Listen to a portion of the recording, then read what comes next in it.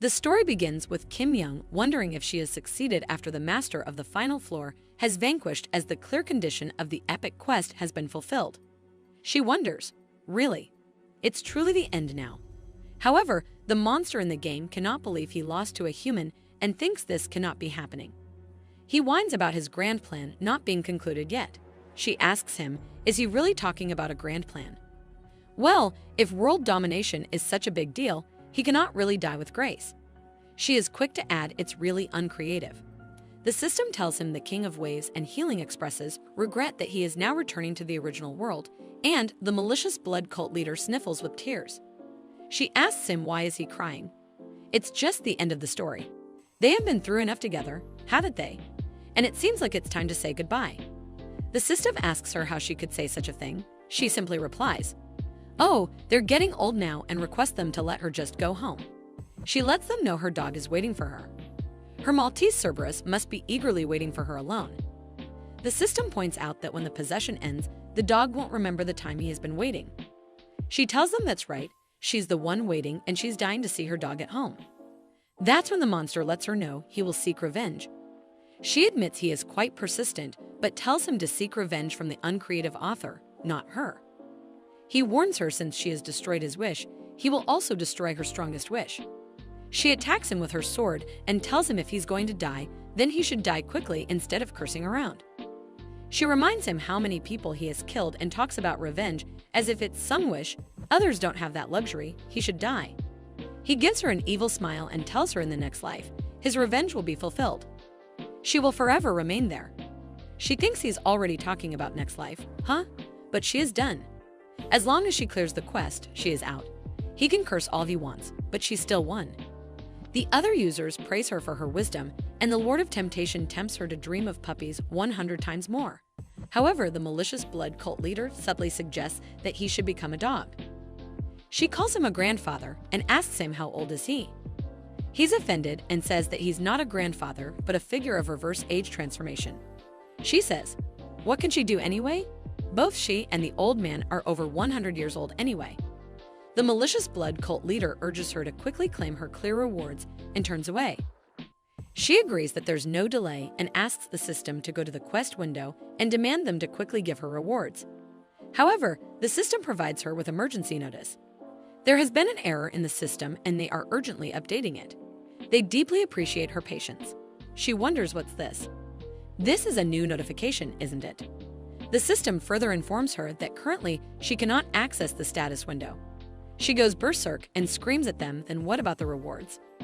Will the rewards be given properly? The system sends another notification that the system is currently undergoing an update. She should wait a moment. She shouts at them and demands to know what nonsense this is. She wants her rewards right now and to go back. They instead provide her with a new notification. That the author of S-Rank Hunter Gets Stronger with Regression has released their new work. They ask her how about enjoying the author's next work called What If the Hunter Becomes the Villainous Duchess Lover right now? She's sweating as she asks why such a cheap title for the next work. The system tells her quest conditions have been met and congratulates her on clearing the epic quest successfully. However, due to a system error, the content of the rewards will be changed. Previous clear reward was Possession End and then return to the original world. But the changed clear reward is Repossession End and the repossession as another novel protagonist. She's so clueless that she cannot find the right words to ask. The system alert responds by apologizing, and then it seems due to the current system error. It may be difficult to provide the promised reward to return back to her world. Instead, it will give her an even better reward. It will repossess her as the protagonist of her next work, as Rank Hunter becomes the villainous duchess. The system is quick to add that they believe she will be satisfied, as this novel is also entertaining. She literally loses it upon hearing it and screams at them to call the management team or call the author. The ruler of the final floor, the regressor who annihilated the owner of the tower. She was actually in a state of possession. In the fantasy novel, the Rank Hunter gets stronger every regression. The day she took the civil service exam in South Korea, she studied for 4 years and 7 months and finally passed, celebrating with a meal out. She got into a car accident and died. And then she got possessed in the novel she had been reading during her 4 years and 7 months of her exam preparation. At first, it was fun to become an S-Rank Hunter and turn into Munchkin. Also, she made a contract after snatching away the top 3 rankings of the thrones from their original work. Despite having such overpowering stats, Young never managed to defeat the boss, even once, as the antagonist and final boss of the novel she possessed was just too strong with no weakness and incredibly diverse attack patterns. There was no strategy to defeat them, plus, since the novel was unfinished, the matter to clear the game was unknown. Nevertheless, Kim Young succeeded. She managed to devise a strategy to defeat the final boss after 58 regressions. She has entered the new novel with a new face and wonder, so what do they do now, even though she was supposed to return to the original world and all? She is furious that instead of giving out the rewards for completing the quest while dying, they are making her possess another novel again.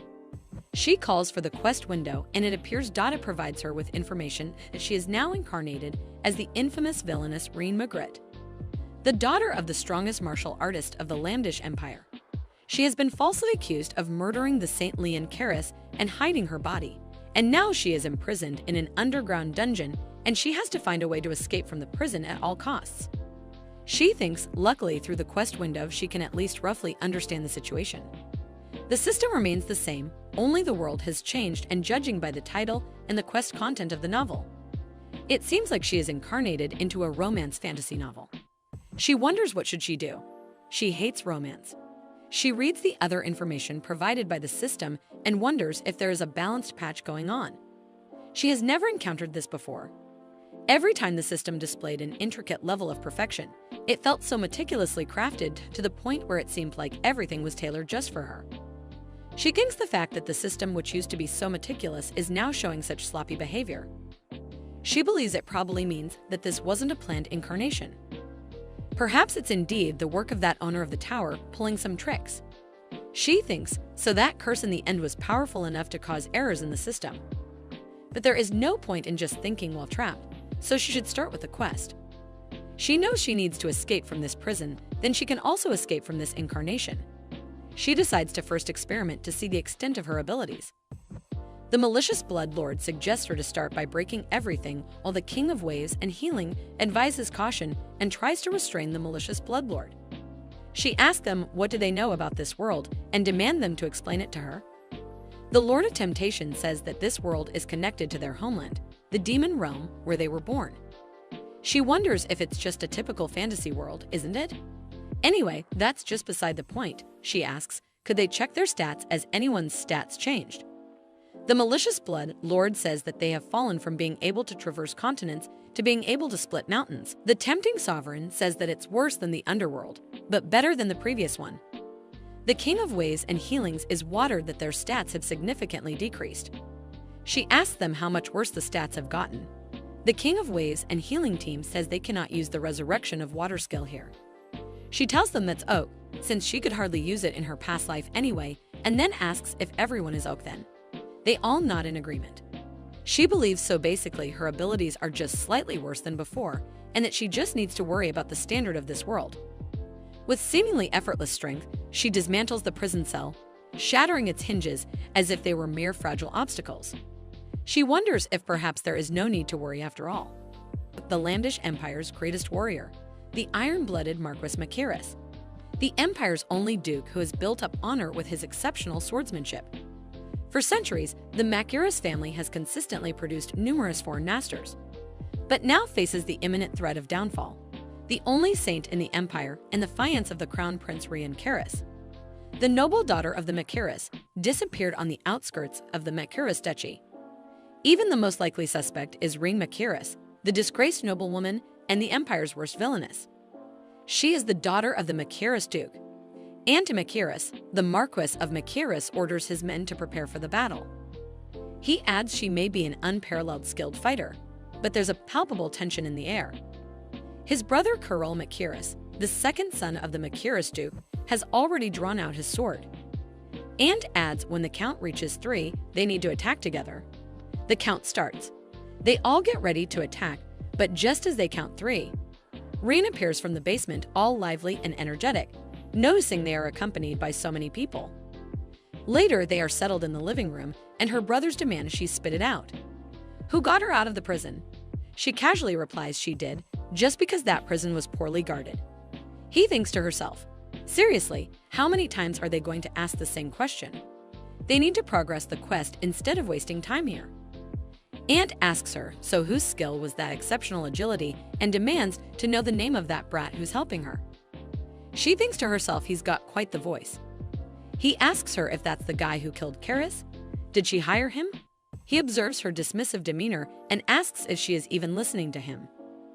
Carol replies on her behalf and says looks like she's not listening, brother. She is, however, busy observing their affinity and believes even with the broken status screens, their affinity is rock bottom. The system tells her she has 2 older brothers, and she needs to develop her relationship with those 2 in order to secure a better future. Ant affinity is 800 and Carol affinity is 600, clear reward. Partial restoration of status screens. The system tells her she has been accused of murdering St. Leon Curris, and she needs to make someone believe in her innocence. Clear conditions are to create a believer Gleer, and reward is prestige plus 30.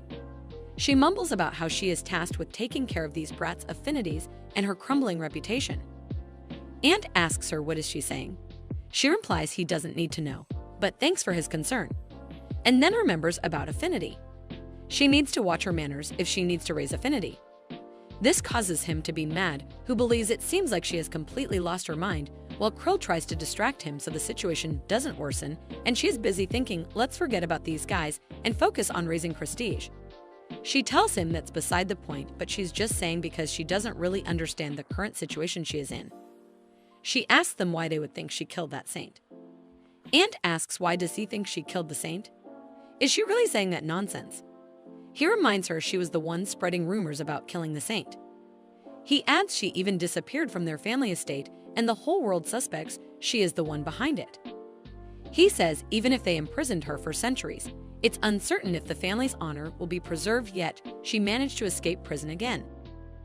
He asks her how far does she intend to disgrace their family name. She simply replies, all right. She got the information he mentioned and asks, so where's the evidence? Is there a body? He says, wasn't it dismembered? Is it still intact? Did she hide the body and evidence? That's why she's quite confident. She ignores his tantrum and simply asks, so nothing's been found yet? Carol replies, well, there's no solid evidence, but she is the only suspect. No one else came even close to being a suspect. Ant reminds them just her having a grudge against Karis is a challenging issue in itself. Ant questions if it wasn't her, then who could have killed someone so virtuous? Ant tells her it's not even too late now. If she confesses and reveals the location of the body, His Highness, the prince, might forgive her, at least until the audience trial. He reminds her that father was going to the palace to preserve the family's honor to some extent, so if she has any last bit of conscience left, she should speak up. She wonders why are they bringing up the prince instead of the emperor here. Carol asks her what is with her reaction. He reminds her that the prince is personally overseeing this case. She says no, but why would the prince go to such lengths usually? But she's cut off by Ant, who questions is she still under the illusion that His Highness will favor her. He is quick to add it's been over 3 years since His Highness got engaged to Karis Leon, and she should get rid of the illusion that there will be an opportunity. He says enough with the family nonsense, and isn't she tired of this unrequited love? She realizes so that's what happened. Reine loved the prince too much, so she tried several times to kill his fiancé. She thinks it's too obvious to even think about, but something does not seem right. She remembers the quest log said she was accused of, so that could only mean one possibility, that Reine did not kill her. She believes the system may lack consciousness and shame, but it does not lie. Fiction doesn't lie to its readers, but it can certainly intentionally conceal the truth. She wonders, so who could have done it then? She tells her brothers, so she has got a rough idea of this situation and asks them to listen to her.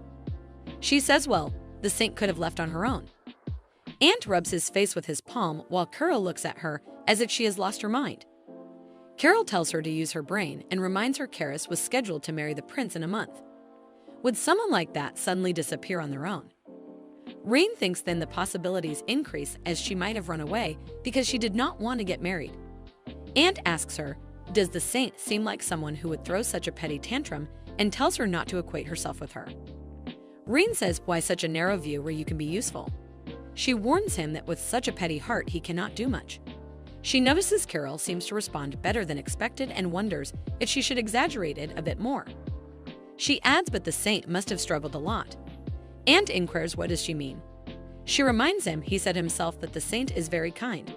So she probably ran away because she did not like the prince but was too weak to reject him face to face. She gives them an evil grin and says, so what about investigating the prince for now? Carol starts laughing and the system informs her that Carol's favorability has increased by 10. Rein says to Ant not to just doubt her, even if others don't know her. He is her brother, so how about trusting her for once? He says, is she trying to emphasize their blood relationship now? She corrects him. It's not an emphasis. It's basic, isn't it? Just once trusting and embracing each other as a family. Ant thinks for a moment, but then tells her if she had shown a gesture of trust even once, he would have believed her. But their family has given her chances repeatedly with the belief that she will come to her senses someday, and the result is this. She says, well, since there's a record, she guesses it cannot be helped. However, she extends an offer to them to just give her 1 month. If they give her just 1 month, she will prove her innocence. Both the brothers are taken aback by her demand, but Ant composes himself and asks her if she even knows what she will do. Rein tells him to stop it and just trust her for once. She smiles at him and asks if he's getting nervous because he knows she might be right. He clenches his fist and says fine, if she can prove her innocence, he will do anything, even stake his name. She tells Carol he is the witness. He eagerly agrees. The system then asks her if she would like to check the quest. She does, as she has been waiting. The quest shows that she made a deal with Ant to prove her innocence within 1 month and prove that she did not kill the saint, and the clear condition is to prove innocence. Clear reward is she can make 1 wish to Auntie. She notices Carol's favorability went up and thinks, oh, Carol's favorability goes up too. But the problem lies for her. Why isn't Ant's favorability going up? She thinks even if his own brother's innocence is proven, his favorability doesn't increase, and what hidden settings does he have anyway? Ant abruptly turns and finds his sister with her hand extended, who asks him to take care of it for a month. He asks her what does she mean by take care? It might be wise to prepare for failure even now. He shakes her hand. She tells him, oh, thanks for worrying about it. Carol says it seems like something has changed. Ant looks at his hand and thinks he did not plan to shake hands, but he couldn't avoid her hand. He thinks as a top-tier sword expert, he couldn't avoid the hand of a civilian who knows nothing about swordsmanship. Even when he held her hand, he couldn't feel anything. No skills, no kindness. But a moment ago, he almost drew his sword without realizing and just reached out his hand. He wonders why. What on earth is this? Later, Rein thinks, what should she do now? She lacks too much information, so even if she tries to move, she doesn't know anything. She decides to start by obtaining some information sources and thinks there must be someone at this large mansion who is somewhat friendly towards her, right? However, the maids treat her very badly and misbehave with her and tell her to stop tarnishing the Duke's name any further. She wonders how did Rein even survive here, as they are treating someone like this with such contempt. On top of that, her favorability drops even if she meets anyone. She decides to give up on getting information from this mansion, but one thing needs to be said. She holds the maid's hand and asks her to at least tell her way to the room. The mansion is just too big for human decency. When she steps in her room, she is surprised as the room is actually nice compared to the treatment hut. She says let's start by changing out of these uncomfortable clothes. Upon exploring her closet, she discovers an array of dresses, accompanied by matching jewelry and shoes. She is mad as these dresses look to her as fancy-looking candy wrappers. She figured that Duke would be wealthy since he is a duke, but to spend this much on this, she thinks it is sweet for a noble woman like this. She wonders if with this kind of wealth, he could easily buy information sources with money, right? Actually, it's easy for her to create admirers. The malicious blood priest has the grandpa's sorcery, and the Lord of Temptation has the grandpa's skill, but now, during the adjustment of status, the combat transport skill was triggered in the middle of a battle in the war, resulting in the death of the direct subordinate. Now skill usage must be suspended. She thinks now it's possible to kill everyone like back then, and it's a situation where it might be possible to regress like back then. She knows they need to move cautiously and decides first to confirm if the saint is really dead, as there are no bodies, no evidence, no witness. She thinks either the saint ran away or was murder, but nobody knows for sure. If the saint is alive, she needs to get her statement. If she's dead, she needs to catch the culprit and solve the quest. If she proceeds step by step like this, she will eventually be able to leave this world. She asks the King of Waves and Healing if they can find the saint. The King of Wave and Healing replies if he has her belongings, he can track her. The malicious blood priest asks if it's to just blame anyone for the crime. The Lord of Temptation boasts about his expertise in his field. Rein warns him he is saying some dangerous things. It seems like there's someone here who also deals with the sacred, so the old tempter might get caught. The Lord of Temptation cannot handle the shocking matching. She tells them she thinks she should leave here. It seems like she won't be able to get any information sources, even if she spends money here. The King of Waves and Healing expresses concern about whether it's safe. She arrogantly says, "Oh, who's she?" as an S-rank hunter and the regressionist who cleared the top tower. The malicious blood priest scoffs at the idea that everyone who meets her is in danger. The Lord of Temptation laughs uproariously at the joke from the malicious blood priest. The cunning Lord of Blood suggests going to the missing scene. She tells him it's a good idea, but she doesn't know where the missing scene is. The astute Lord of Blood makes a sharp observation. She says it's true, but she cannot give up. Even shit can be used for evil in this world. She goes to her brother Ant to get the report of the incident. She tells him if he doesn't want to remain as a family suspected of murdering the saint, so he should cooperate quietly. This causes him to be furious, who asks if she is threatening him. He then sighs and says he can give her the report. However, taking a guard with her is a condition. She tells him she doesn't need that. If it's his guys, they will just be a burden. He asks her if she doesn't understand the meaning of the condition. She points out at his closest associate and says that person will do since they will be watching her anyway and reporting back. Wouldn't it put his mind more at ease to send a closest associate? She also demands him to lend a carriage too. She arrives at the place where the saint was last seen.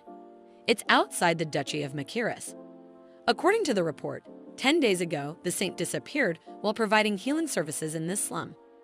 It is still unclear whether she was kidnapped or disappeared. Nelson Priest approaches her and asks what is going on here. She observes the priest and thinks it looks like he's doing something extravagant, right?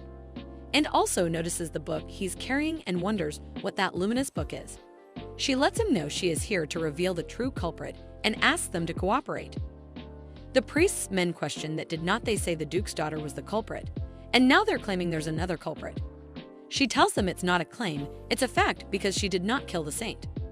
She is quick to remind them that they also have no evidence or witnesses that she is the culprit. Since they don't have the ability to find the saint, they probably haven't found her yet. She hopes they understand that she means to join forces for good. She has a plan that she's just going to suck up their information and investigate on her own. The priest men say what she says is also correct and looks like they're ready to work with her. But the priest notices and doesn't like it and questions how they can believe the young lady's claim of innocence. She smiles and thinks, look at this guy. Looking at him, it looks like he's not good with his bare mouth. She guesses her security is being questioned and lets them know she brought donations like this and has literally brought lots of jewels and treasures. The priest's greedy eyes sparkle with light upon seeing the jewels. He apologizes for not knowing her true feelings and asks if there's anything he can help her with. First of all, she asks him if he has any of Reincarnates' belongings. The longer he has something, the better. He smiles and says then there's nothing like this scripture. It belongs to the saint. He asks if there's anything else she needs. She thinks as expected, the more money spent, the faster it becomes. She tells him she wants to look around the tent where Lady Kara stayed. When she arrives at the tent, she notices it's neat, frugal at the level of advertising that she is a saint. The associate she brought along calls for her. He asks her about the donation. She says, why is there a problem? Because as she remembers thanks to it, she also about the scriptures. He says no, that's not it. He thought she hated the church. He seems hesitant and says because something like that happened with the archbishop. She wonders what he is talking about again and asks for him to go on. He apologizes and says it must have been something she doesn't want to think about again. She tells him no, keep going. She has done many things that she cannot remember. He reminds her when the archbishop declared Lady Karis a saint. On that occasion, the young lady poured champagne into the archbishop's face. She sharply cuts him off and says enough and tells him to say no more. She thinks this body lived a very hard life. He adds that it wasn't because of the saint the archbishop said she had committed a very indecent act. He says that's what happened. Still, people did not believe it and what the archbishop did was in vain. He asks her if that was also a misunderstanding. Right, she tells him to think whatever he likes. Isn't everyone like that by now anyway? Think what they like and do what they like. She thinks to herself, no one listens to someone without a bad reputation. She then tells him she will investigate her, so he should go out and wait. The old memories resurfaces. In past life, her previous life, even in countless regressions, it was something she had experienced several times. Moreover, it will be something she will experience in the future. In this situation, facts are of no use. The truth is what they want to hear because what they don't want to hear is a lie. She knows she cannot trust anything other than herself. And since she came in, the body is her. Is there anyone else in this world who can trust her as much as she does? She thinks no matter what suspicious or false accusations are thrown at her, she will still believe in Rein. Even if she was a really bad kid. What would she have done? In this world, everyone sees her as a bad person, so she should become a bad person. She makes a promise to Rein that she will listen to her. From now on, she will never doubt Rein. On the other hand, the priest informs Sidon and Sarad, who asked if the daughter of the Duke came to visit. The priest tells him they say they are conducting a direct investigation to prove their innocence. The priest thinks he would have never thought that His Highness the Crown Prince would send Sidon, a person who earned the title of Mercenary King at the age of 20. He is the head of the Shira Guild, the continent's best mercenary guild. One of the only 2 sword masters in the Empire. There are endless titles that describe him, including the Light of the Ramdisha Empire. But he thinks it takes a person like this to be able to investigate a case like this. Sidon asks the priest if he believes that she has come here to prove her innocence. He replies he doesn't believe it completely, but he thinks there will be a lot of backlash from them if they don't give them a chance at all. Sidon believes he must have taken a bribe. Not surprising, however, what's surprising is the fact that Rein came all this way and investigated in person. He thinks it seems like she was quite impatient. He recalls the rumors he has heard about her cutting off Viscount Kelsey's hair, making the Saint's trip.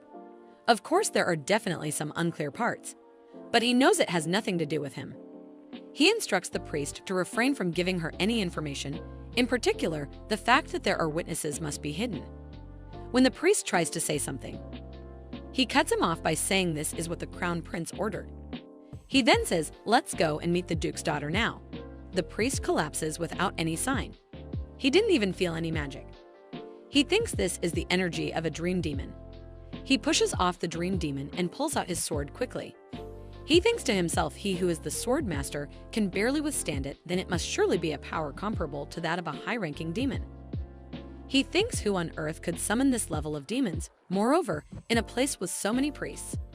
He can feel it and believes this person is surely stronger than the Crown Prince.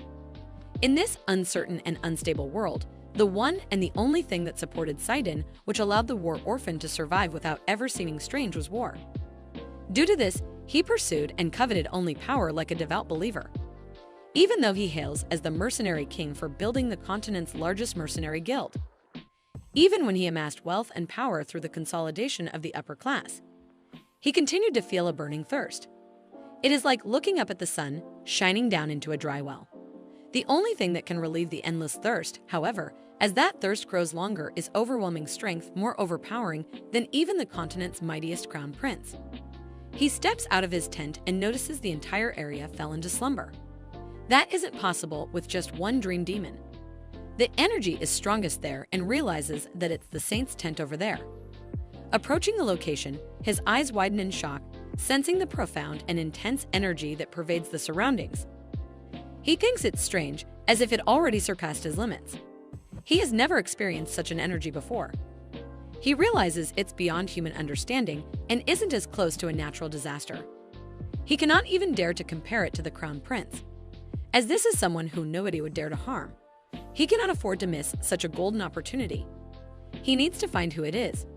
He thinks what he has achieved so far has not been his goal. Only becoming stronger gives him satisfaction. More, he wants to feel more. He steps in the tent and screams for the person to show himself. Nevertheless, he begins to feel dizzy, and before long, he collapses onto the floor, succumbing to unconsciousness. Our female protagonist notices him and thinks, what about this kitten? Moments ago, system notification popped up. They apologize sincerely for any inconvenience caused to the possessed person. The synchronization of possession and system adjustment has been completed. She thinks no wonder it has sealed half of her abilities. This must be designed to be solved later as a quest. She wonders why it is so annoying. She sighs and thinks she should be satisfied with this much and asks if they find the saint with this scripture sister water. She asks the tempting old man, if he did summon a demon here, would it be trouble in front of the priests? The Lord of Temptation gets angry and tells her not to ignore him. She smiles and says, all right then. Let's ask the priest for a short nap, and all the demons surround her. Back to the present, Sidon is unconscious. She has settled him in the bed and is sitting next to him, thinking he's really pretty.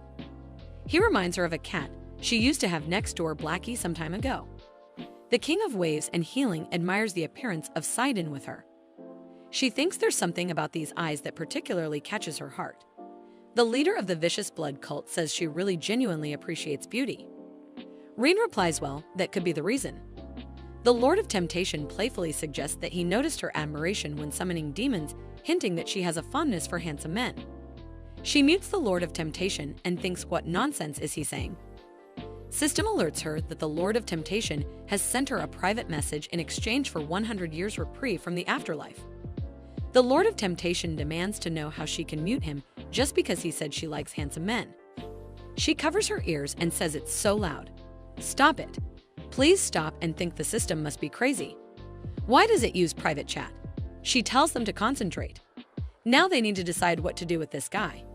The Lord of Temptation complains that he doesn't like him since he fell asleep.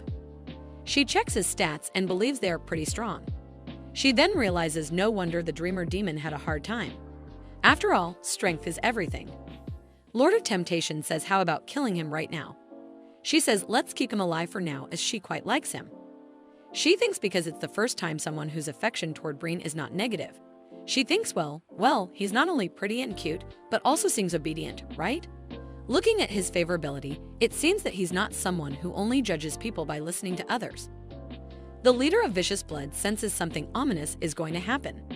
She thinks, judging by his title, he must have a lot of information, and since he is a sword master, he doesn't have to worry about falling over and dying. She convinces herself these will be all in her favor so she could have him. She says good, she has decided he is hers from now on.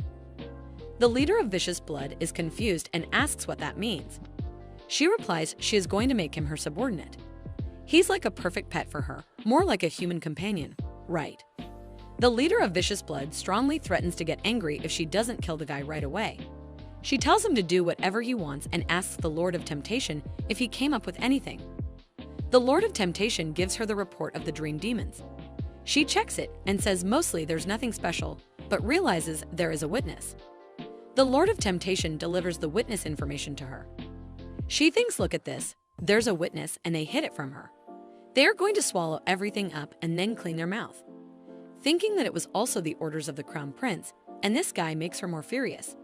She excitedly ends up hitting him in the nose. She is shocked she hit him without even realizing it.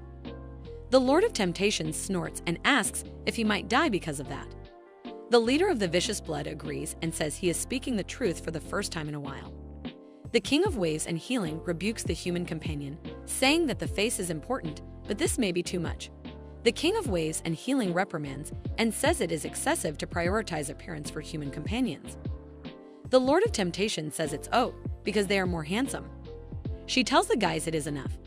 The leader of the Vicious Blood cult shakes his head as if he's tired of this. She mutes all of them, but decides to unmute Sister Water since she needs her help with the treatment. She decides to fix her mistake, but she will scold him separately later. She whispers to him she will see him soon and calls him her companion and leaves. In Sidon's dream, Reem refers to him as Blackie and tells him it's time to get punished for making his master angry. He's confused and asks what is she talking about. Her response to that is that she is his master from today, and if he does not wake up, she will punish him. He is still confused and repeats once again the question. What is she talking about? He asks her, who the hell is she? Slowly and gradually, he regains his consciousness with the help of Water Sister, but his nose hurts and he wonders why does his nose hurt. He slowly recalls what happened earlier and thinks about his energy and wonders what happened to his energy. His eyes then land on Reen, who is sitting next to him, and asks him if he is up now. He addresses her as the daughter of Duke Makiris. She says he seems to know her and inquires if they have met before.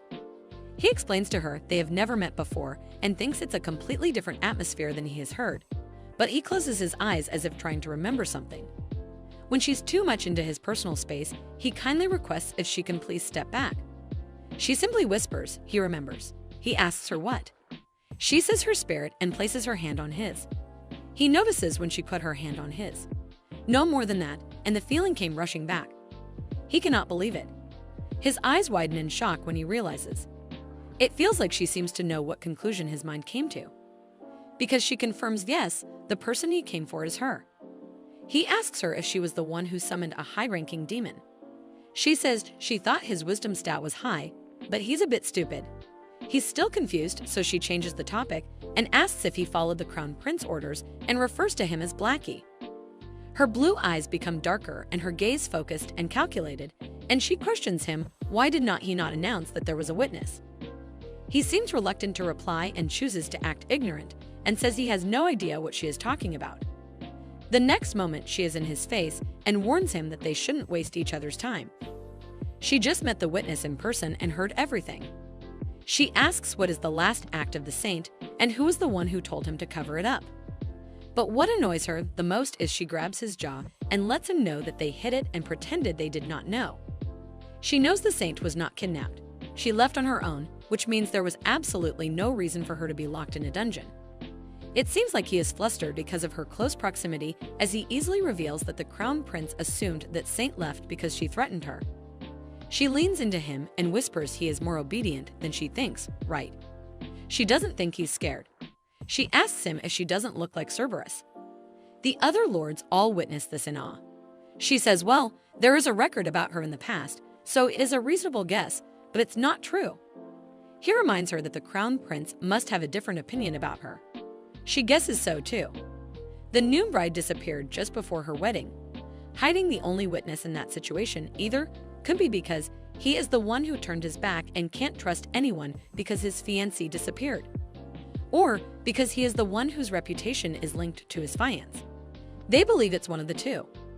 Sidon says that's quite different from the rumors he heard that she has been in love with the Crown Prince for a long time. Listening to her, he thinks it's rather close to hate him. She responds to him by claiming she doesn't like him anymore. No, she hates him. She believes no matter how much of a twist it may have been, why would she even like the guy who framed her? He remains quiet for some time, as if having an internal debate, but then confesses to her that he has one thing to tell her. He reveals the Crown Prince and the Saint. The two are known to be lovers of the century, but the reality is different. Their engagement was nothing more than a contractual relationship. He further adds it was an engagement decided only because it was necessary. She claims she knew they were not in love with each other. But then she realizes he is giving her secrets and asks why is he telling her that all of a sudden. He gives her an innocent smile. She lets him know whatever it may be. If what he says is true, it makes sense. It was an engagement out of necessity. He must have wanted to eliminate any circumstances that would make him suspect that he was the one who kidnapped and murdered his fiancé. She also knows she was a thorn in his throat, so he got rid of it. She sighs in relief and says now that she has figured out everything she needed to know, she has to go. Just as she turns to leave, Sidon halts her in her tracks with a demanding question, seeking to know if she happens to be a demon. She replies, what is he talking about? Of course she's a human. He wants to know then how did she get to such a state with her human body? He narrows his eyes as he says that was the power that could not exist. That energy, no matter what he thinks, wasn't something that a person could have. It's not just strong, but a very dark power that seems to harbor an old grudge. He demands to know what did she have to go through to have this kind of power. She tells him all he has to do is die 58 times. He is taken aback by her answer and whispers what. She says, or the other alternative could be to try to save the world. He wonders if this is a joke. He reveals to her that he has heard that the lady has never held a sword before. He wants to know why is she hiding her power. With that much power the Empire, Nogi corrects it's a power that can unify the continent. She simply replies, what is she going to do with unification? She is not interested in that at all. He says he knew it. She only follows the path of the sword. She thinks what is he talking about? She just wants to go home. He grabs the blanket tightly and reveals that he has decided that he will serve his lady as she will be his teacher. They both remain in awkward silence for some moments. Her mind turns blank, trying to contemplate if she heard right, while he looks more than eager to be a student. Saidin answered, who is he?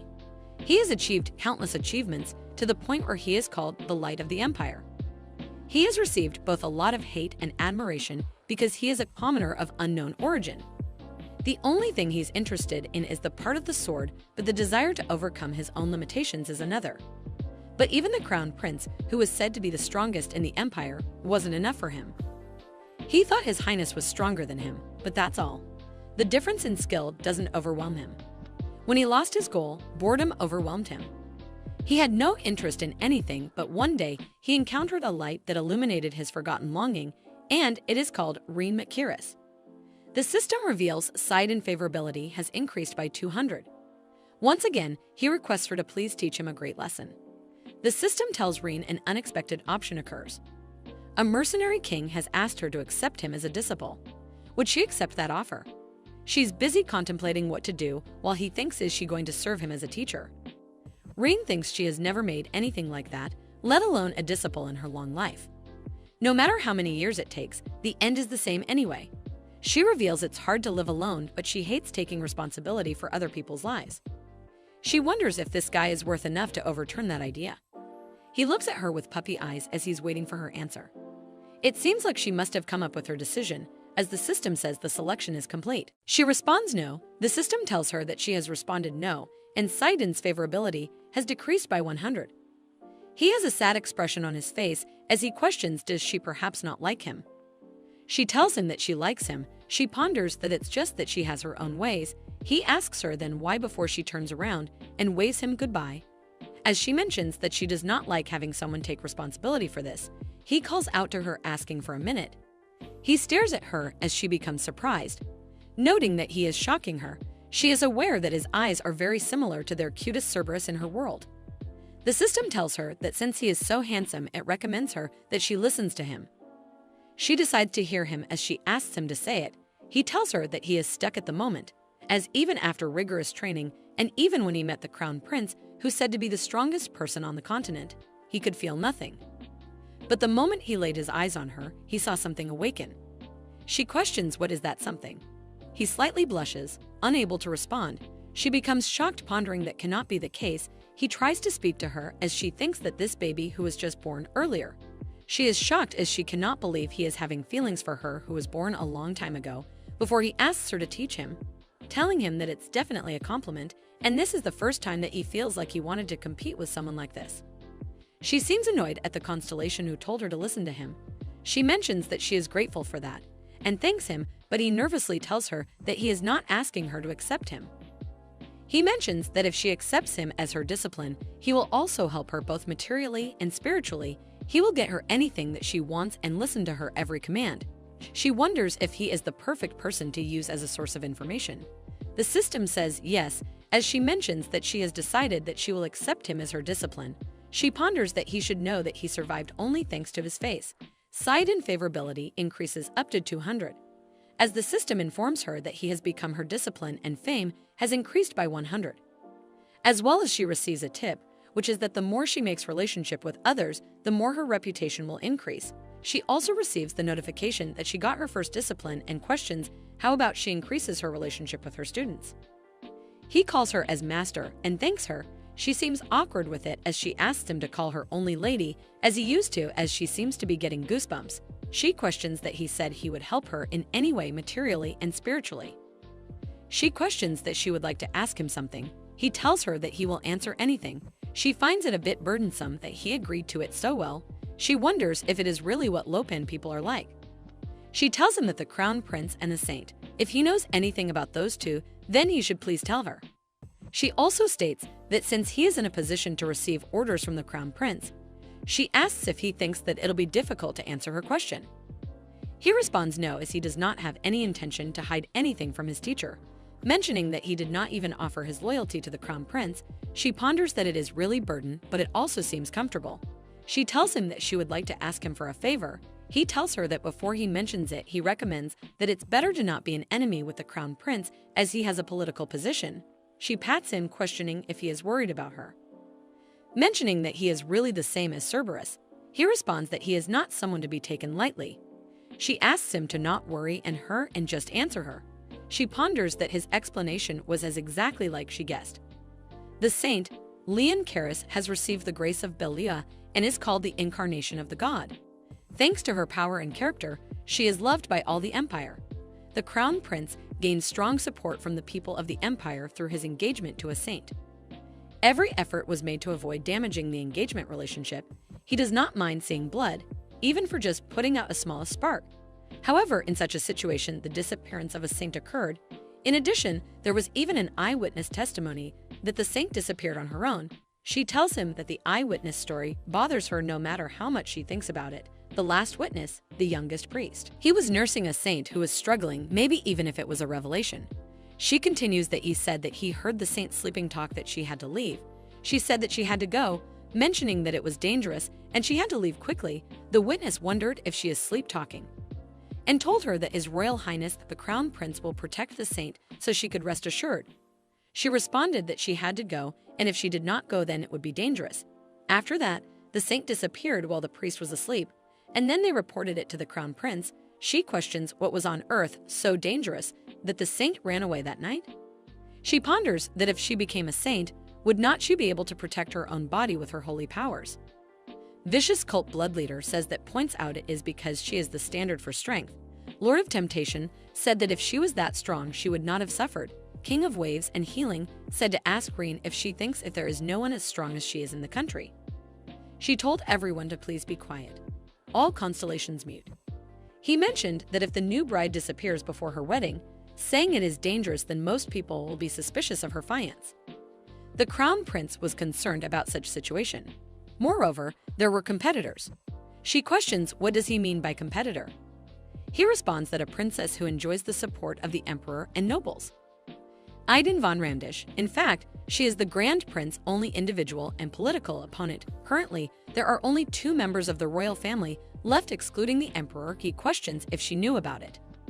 She asks if there's some circumstances.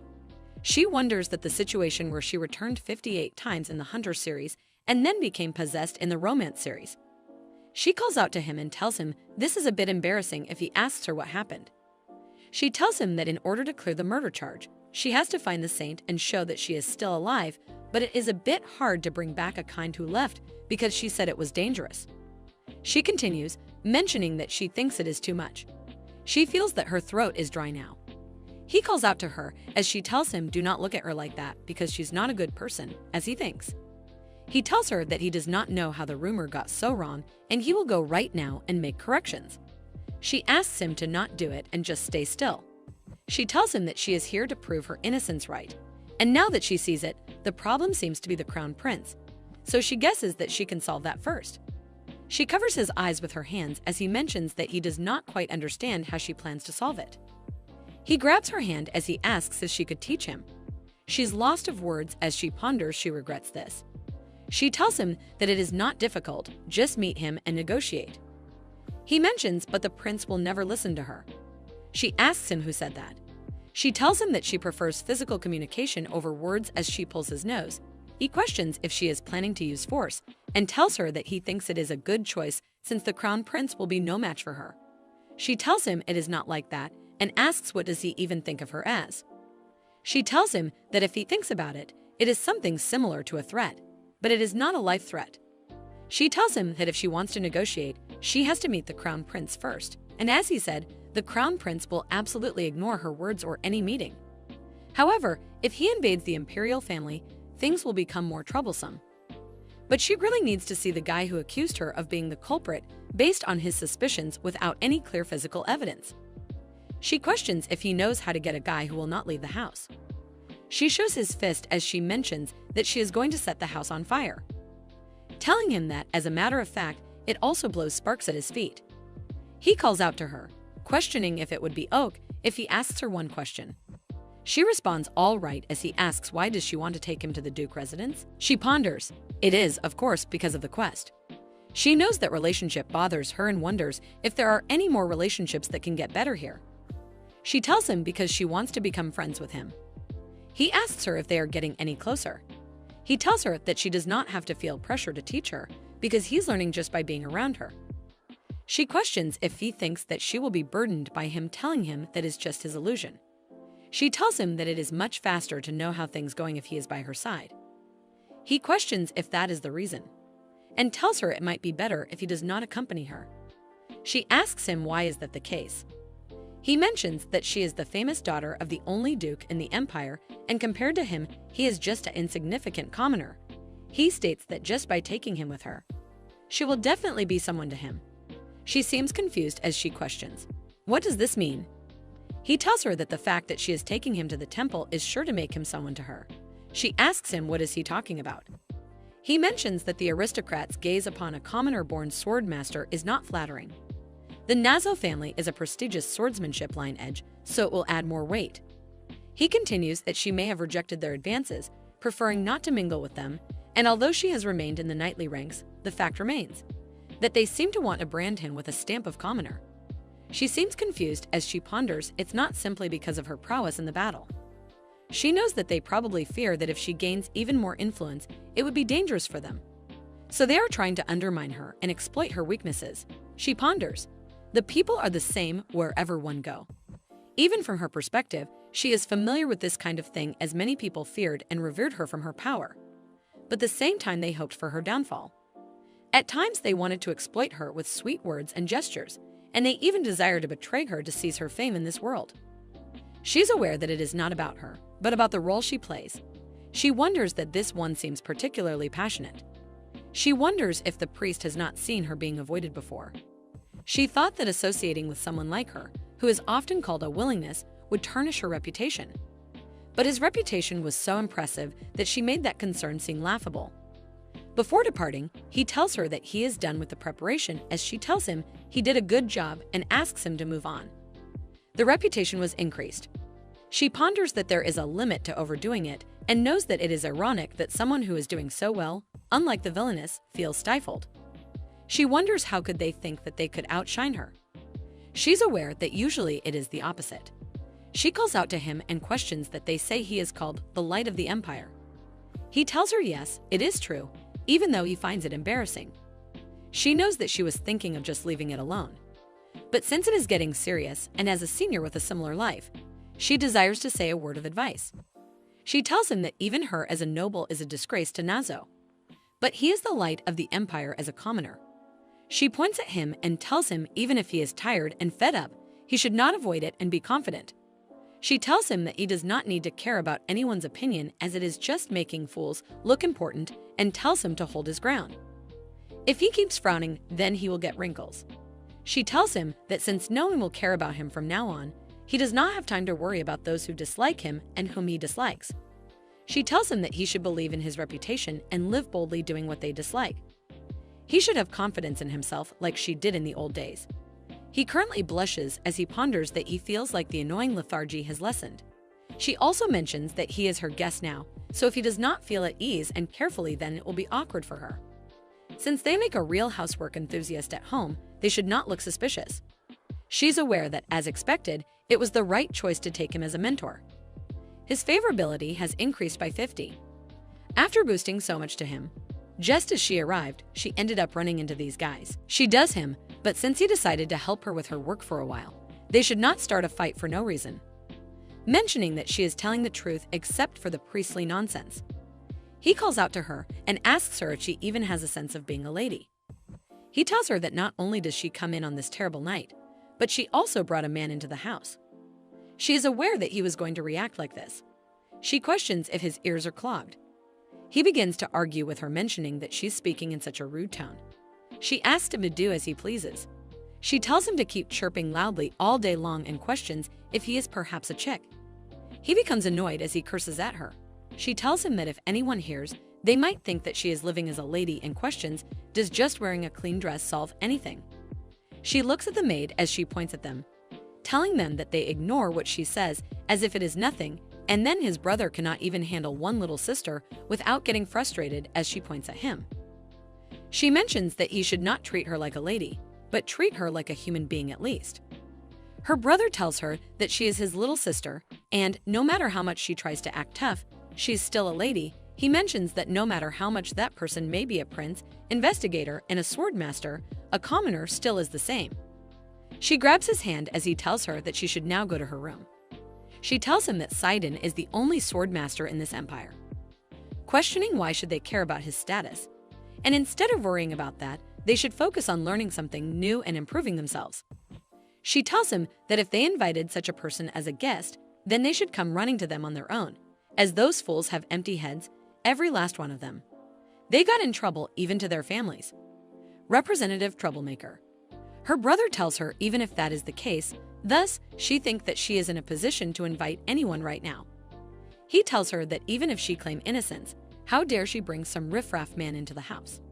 She questions what is it to him telling him that she brought someone to prove her innocence, and even if he is not going to clear her name, then he should shut his trap and stay quiet. And's favorability has increased by 50. Kirill's favorability has increased by 20. She wonders how about that, as she knows this is something that they call a smooth-talking bond from experience. The constellations talk about finding the new hatched chick adorable. She asks if it is all her brother has to say and should they go. Her brother shouts that they cannot stay here. Kirill's favorability has increased by 20. She does seem that she is busy with the guest, so he should stop bothering her and read the newspaper tomorrow morning. And if he does come back after that, she will gladly participate in the tournament. He questioned whether she mean by the newspaper, telling that he understands nothing. Kirill mentions that this looks like a disaster and states that it is the first time that he has seen her handle things so confidently. And asks him if he trusts what he is saying. Kirill responds that even if she's crazy, if the mercenary king acknowledges her, does not that carry some credibility? He mentions that if her innocence is revealed, it would be good for their family too. Ant clenches his fist, knowing that kind of rumor is already circulating, and he is extremely uneasy, just waiting. He thinks if what she said is true, so if the only suspect disappears as well, then he wonders how can he find Leanne. The next morning begins as the sunlight is dazzling. She wakes up as she wonders if the sunlight was always this warm. She is aware that the warmth that could not fall in the tower, where only monsters roamed. She thinks that place seems to be truly over now. She is aware that Sidon must have woken up soon. She thinks since the people in that mansion do not seem likely to provide any guests, she should go and find some herself. She is aware that she has given him proper mental training, but he still seems intimidated. And she's also aware that it has been a while since someone visited, and she did not even notice someone had come. Suddenly, she has a passive skill that is both convenient and inconvenient. It is called heightened senses. Heightened senses are the passive skills which maximizes all senses to the point where she can instinctively detect the surrounding situation. In the tower, whether it is no king or whatever else, she had to leave as a gyro, always keeping her skills on with enemies rushing in from all directions. However, true to its name, the heightened senses scale meant she could not sleep deeply or enjoy meals properly. So she called this skill Beggar Maker. However, after coming to this world, she kept this skill turned off, as that is why she knew when Satan was coming, as she received a faint warning. The reason she turned it off is simple. In this world, it seems that there is no one who can even touch the tip of her hair. King of Ways and Healing advises her not to let her guard down nevertheless. Then my Lord of Temptation laughs, mentioning that even if she lets her guard down, it will not be just a sneeze. She turns off the chat as the maids barge in. Her name is Erin and the reputation is 12. Maid's strength is 3. She ponders that her likability is off the charts, no matter when she sees it. She asks them what is going on as the maid tells her to come down. And it really bothers her how her likability is reflected in her attitude. She tells them, eats to speak as the maids begins to grin. The question if she is really asking because she does not know. Also questioning how many people does she think would be looking for her in this mansion. Besides the young master who wants to school her, they question if there are any others. She wonders that this is something else and wonders why are they so interested in this dot. She thinks of them as some ants. The maids tell her that it seems like she does not know her status. They tell her that she is not a lady, but she's a disgrace, mentioning that she cannot even handle a sword. And then he tells that she hopes she has a good personality and hopes that she also has a good reputation. Questioning, all she knows how to do is pose beautifully, right? She's aware that it is very normal to blame others, but this does not happen once or twice. She tells them that they only believe the numbers and the truth does not matter for them. She tells them that she has been thinking what should she do with them and question if she should buy them out with money or give them a good deal. She questions that it seems like power is the most important thing here, right? The maid asks her what can she even do, telling her that it is the young master who has the power, not the young lady. She questions does that mean that she is unable to before she stands up and glares at the maid, telling her that the maid does not know her yet. The maid suddenly becomes terrified and falls down to the ground. She begins to ask for help, realizing that she is unable to breathe. Rein blows her breath towards the maid, activating the skill, which puts the target into a sleep state. The maid passes out as the other maid becomes shocked. She tells them that she did not die but is sleeping. One maid begins to beg and asks to spare her. Rein tells the maid that she is boring. She ponders that yesterday she talked to Sidon lightly. In fact, she said that because, like him, she went through many times of being ignored, and when she was weak, they ignored her more than once, and when she regained her strength, she was thrown to her death. Even when she was weak and strong, there was no comfort for her. She asked me why are they so foolish, mentioning that they are so weak. So why do they bully the weak? She ponders her. After all, she was the one who used force. The constellation talks, mentioning that he supports and says that she does not have to worry about anything. She responds, status oak, as it is just a rest period. She tells them that thanks to all of them, she did not have time to get frustrated. She asks the maid where is she going as the maid trembles, telling her that she should come to the restaurant immediately. And can get ready before coming. Rein tells the maid that she will go now and the maid can take care of the maids who are asleep. She's aware that now if this news gets out, her maids will not bother her anymore. She opens the door and she mentions that she is more generous than she was in her previous life, as she finds Sidon standing outside. He mentions that he felt a bloody mood, so he went out and came here. She questions, did he really feel it? He does not seem very well as he questions if she is all right. She flinches as she questions why cannot she be oak, and if he is going to blame on her too. She tells him this is too much even for the common people. He asks her why would he do that. She does him with everyone she might hear say that it was her fault. He calls her his dear lady and tells her even now, has he treated her this way before? She tells him right and mentions it is oak. She tells him that Aunt asked her to meet him, so they should go and meet him. Meanwhile, he asks Rein to explain to her as he hits the sword on a newspaper. The newspaper is about the saint escaping at dawn. She's eating as she tells him that he is loud and asks him what is he on earth, asking her to explain again. He questions what does she mean by this article? She asked him what is there to explain. Cannot he read, and asks if he wants her to read it for him. Sidon asks him to calm down. She also tells the Duke do not make a fuss. The Duke questions how dare he speak rumors against His Majesty the Crown Prince and asks if they have ever thought about how much trouble their family would face if an article like this was published. He questions what is the position of her father and who is still in the imperial palace. Rein teases him as she grabs some meat, mentioning that he seems to be sensitive because his stomach is empty. She tells him that he can take a bite, but he refuses. She tells him that she will prove her innocence and questions. Did not he see the priest's testimony? The name was a joke, but she was not lying. The Duke questions if this testimony is truthful. Sidon responds that he is not sure as he questions is not there a good reason why His Highness, the Crown Prince, wants to bury these rumors. The Duke finds it weird and asks if he did not investigate the case in the name of His Majesty, as when he listens, he is sure that he has turned his back on this case. Sidon responds that he is not loyal to His Highness, the Grand Prince, as is Polly, conducting the investigation because it is his order as an imperial knight to uncover the truth. So he's just doing his job. The Duke questions so his leaking case evidence to his younger sister, who was accused, and asks if this is his investigation. Sidon responds, it is weird, and asks if the Duke is uncomfortable with him because he is a commoner helping his sister, or if he is comfortable with her sister charges being cleared. She seems to be surprised, knowing that he is doing a good job. The Duke mentions that he did not know that he was a friend of his younger sister, also stating that it is normal not to know because there is no such thing. He looks at Rein and tells her that he will do it now. She ponders that she heard that he feels embarrassed when he speaks. She points at her brother and tells him that it is his turn now. The Duke questions his turn. She mentions yes and asks him to apologize, questioning if he has forgotten that he was rude to her guests yesterday. The Duke apologizes to him, telling him what happened yesterday was his fault. Sidon does the deal that he does not need to apologize because there is someone else he should apologize to. Rein asks him to apologize to her too, as the Duke questions why. She tells him that he was being rude to her too yesterday and he was screaming like a gorilla. He tells her that she is also rude as because of her, their family is classified as the family that killed a saint. But even without witnesses being called, this is unfair and questions if he is that cowardly. He becomes angry as he tells her that the reason she is implicated as a suspect is because of her habitual behavior. He tells her that there is still a lack of actual evidence for the veracity of the article, and if she brings a more concrete evidence, then he will apologize to her then.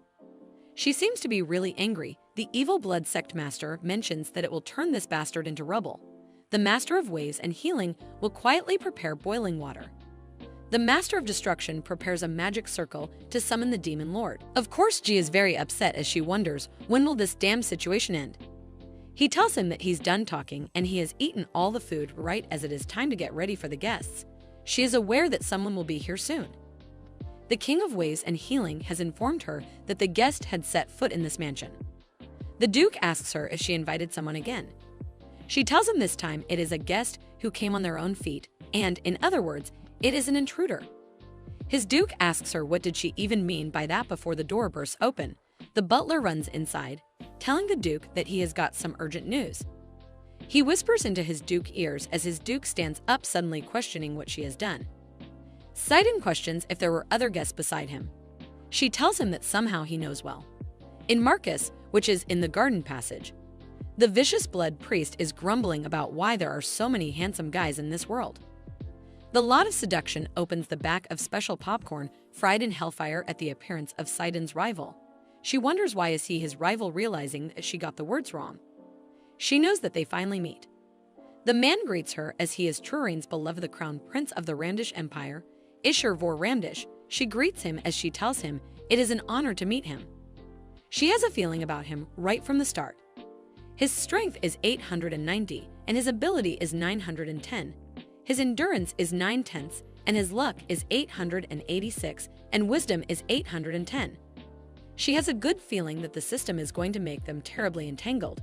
His favorability rating has dropped by 10 as she wonders what the heck his favorability rating drops. When she just greeted him, she finds it ridiculous.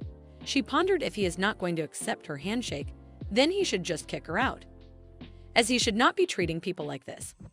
The Duke questions what brought His Majesty here as he did not even contact him. She is glad that Aunt came right on time. Ishur mentions that it is strange. Suddenly, he grabs Rein's chin as he mentions that she does not even try to hide the fact that she has changed and questions who is she. Raiden is shocked as she pushes his hand aside. She tells him to not touch her body without her permission. He asks her to not provoke him and just tell him what she wants, as she must have something to say. She is aware that he is the strongest in Empire, and realizes that still he is no match for her.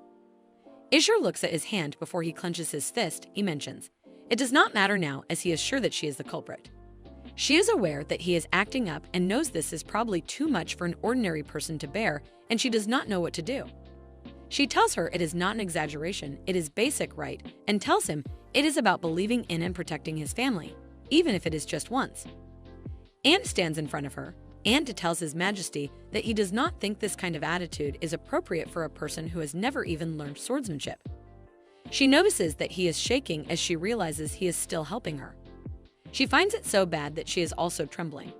She places her hand on her brother's shoulder as His Majesty takes out his sword, questioning if they have not ever learned to use a sword and if he is telling him that someone like that is standing perfectly fine on two legs. He states that one lion disappeared. They could not confirm that the princess was the real culprit because of the report that there was no trace of her. He mentions if she is this skilled, then everything makes sense, and asks where is Lian. She responds it is none of her business, though. His Majesty questions if she's asking him to believe that. She tells him that on the contrary, she has a question for him and questions what did he do to the saintess. He asks her, how dare she question him? He decides to take out his sword as she laughs, questioning, did the greatest sword master in the world get scared of a civilian? He launches at her before Sidon gets in the way. His Majesty tells him to get out of the way, but he responds that cannot be because he does not think that she is the criminal. The Majestic questions if he is siding with the author now, as he responds he is not siding with anyone. The Majesty states that no one in this empire hates Leon as much as he does. He shouts it in such a situation Leon disappeared and Rein had the power to execute her. He questions if he wants to say someone here. Sidon asks His Majesty to calm down and talk it out, mentioning that if a person of this level of skill kills someone rationally, does he not know there are more efficient ways? He tells His Majesty that he really wants to find the scientist. Then now is the time for the two of them to cooperate. Rein is aware that if Sidon had not stopped her, then she would have hit him too. She ponders. Of course, she was going to adjust her strengths. The Majesty tells her that she is suspicious to him and questions how is she going to explain that. She responds he was the one who hired the witness first. Because of that, he framed her as the culprit and she even went to jail. She tells him that she hopes he understands that she did it out of desperation. She tells him that this conversation seems like it is going to be long, so they should move over there as they are going inside. His Duke grabs onto her and tells her that she's a skilled person, so what does this mean? She tells Sidon to go as she ponders that Ant stopped His Majesty. His favorability rating is still low and she knows that. He will not believe her with a negative favorability rating. She tells him it is none of his business as he mentions he has the right to know if it concerns his brother. She tells him that she knows it very well and asks them when did they become too close. She thinks that he is not qualified. She uses his activation skill and puts him to deep sleep when she activates her breath of Astaloth to make Ant sleep. Ant loses consciousness and collapses onto Rein. Ishur questions was it a magic swordsman, while Sidon cannot believe he actually got to see the young lady's abilities. She replies to the Crown Prince's earlier question that it doesn't matter now.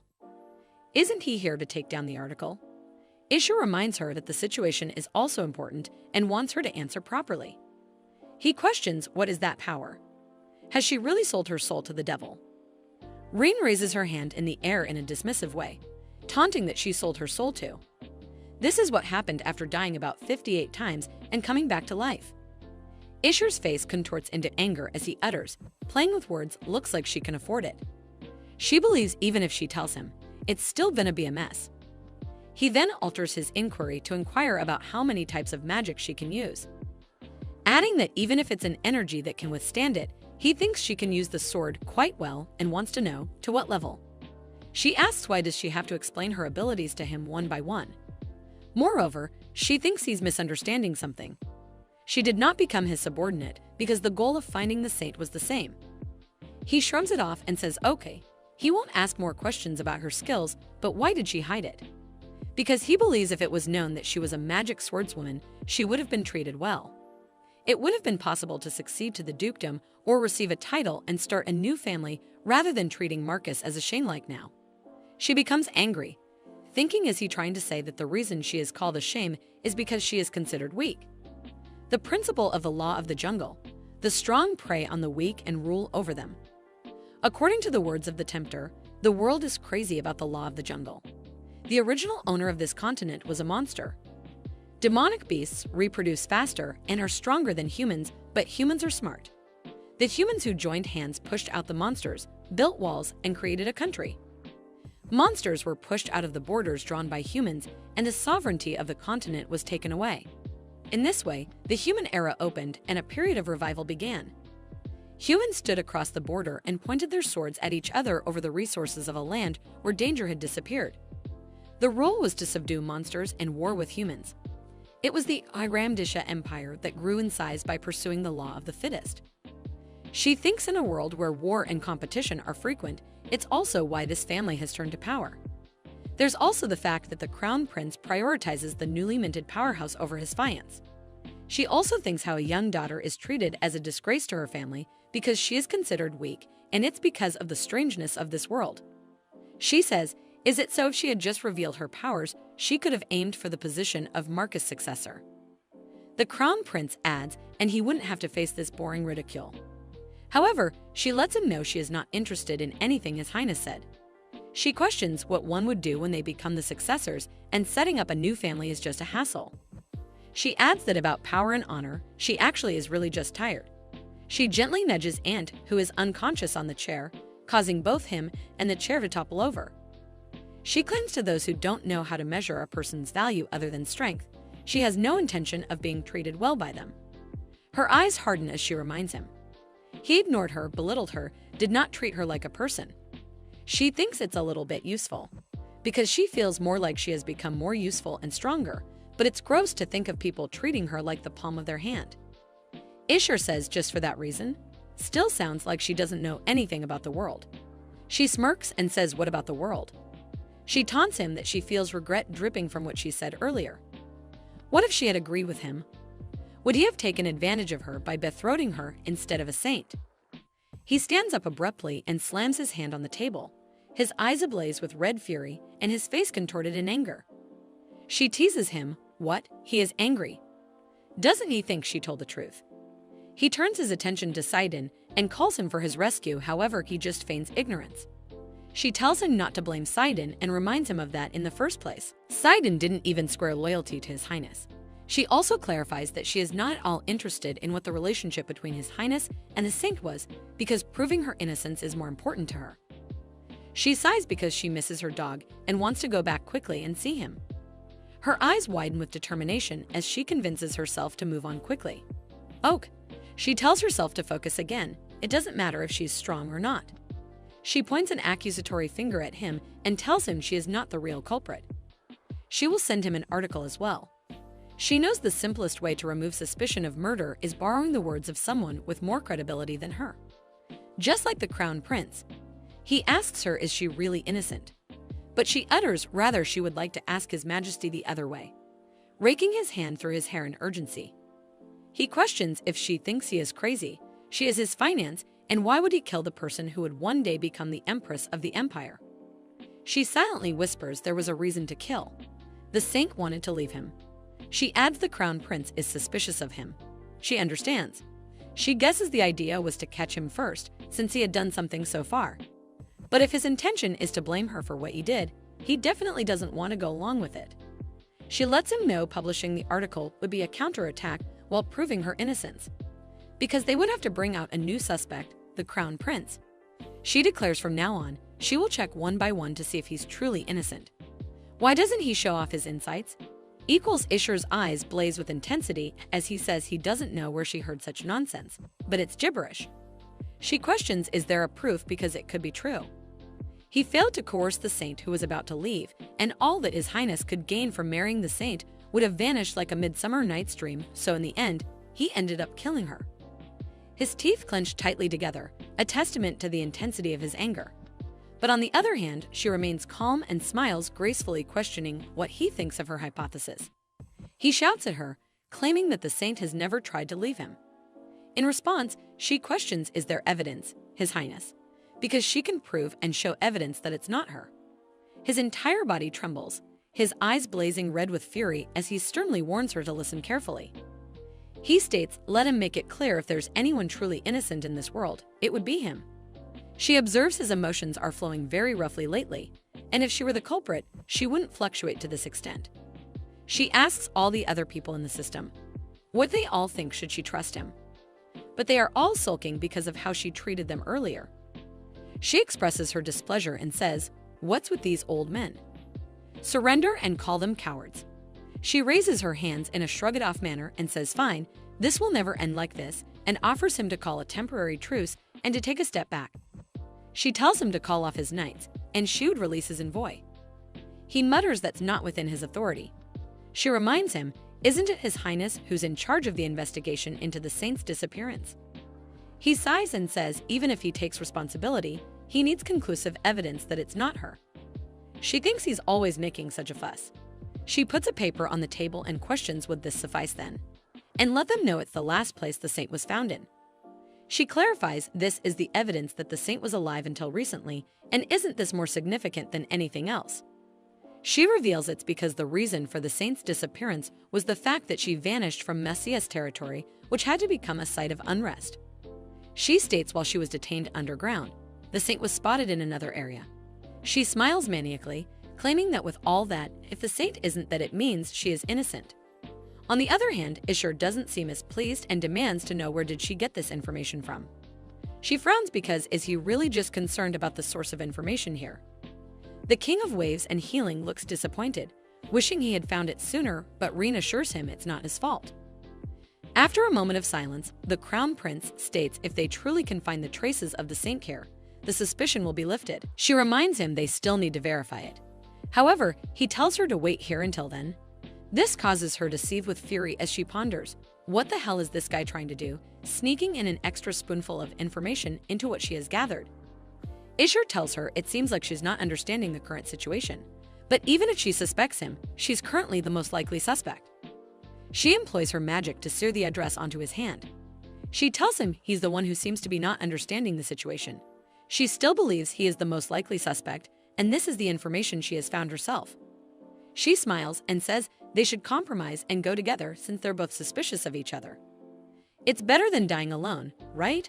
Well, the Crown Prince is still shocked and wonders, was it because of her pure strength that she managed to overpower him? He questions how he can be sure that she won't stab him in the back as they walk together. She responds with another question of her own, asking, what guarantee does she have of his trustworthiness?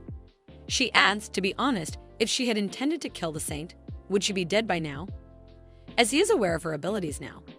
She raises her hand with the intention of shaking his and declares, truce agreed. He just wipes his face and thinks such nonsense. She lets him know she will shake hands for truce, but if he dares to try anything funny, she will be right behind him, ready to strike. And she will even pass on other information to the princess if he tries anything sneaky. Sidon approaches with his handkerchief and begins wiping her hand, explaining that she had just held His Highness's hand, and he wishes to clean it off. Ishur looks at them, and as she leaves, he questions since when did he become her lapdog? Sidon tells him to watch his language. He states he doesn't know what the lady promised him to suddenly change his attitude, but he will surely regret it. However, Sidon declares he regrets even briefly, following His Highness more. He adds that Rein is different from him, it would be almost disrespectful to compare them. Ishur says that sounds quite disrespectful. He says yes, exactly. Rein would not exhibit such a reaction. As he turns to leave, Ishur warns him his words seem quite sharp. He says it's just his mood. As they ride on horseback, His Highness accelerates, swiftly maneuvering next to Rene. He asks her, is everything okay? Unable to understand, she questions what does he mean. He lets her know they are out of the Messiah's territory. Confused, she questions if there is a reason why it wouldn't be okay. He reveals she is famous for never leaving the territory unless it's for a banquet. She is surprised to hear this and explains that she cannot spend her whole life confined to the territory. He says it is surprising to hear such words from her. There's nothing surprising about it, she states, reminding him he has no reason to know about her, and thinks just like she doesn't know much about Rein. She wonders why Rein has so many surprising aspects.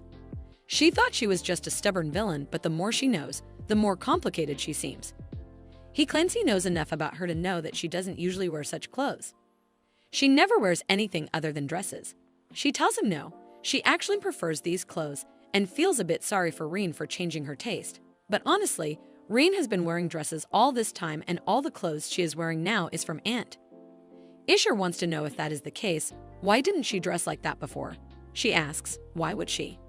And says she will tell him now while she is at it. She doesn't love him anymore. It's better now that there's one less rotten person, right? Ishur is surprised to hear this coming directly from her mouth. She asks if he thought she would always chase after him. She lets him know once this is over, she wouldn't appear before him again, so he needs to not worry. She apologizes to Rein in her mind and lets him know that she promises she will never love him again. From now on, she will make it as if her crush on him never existed. He somehow looks angry by her determination not to love him anymore.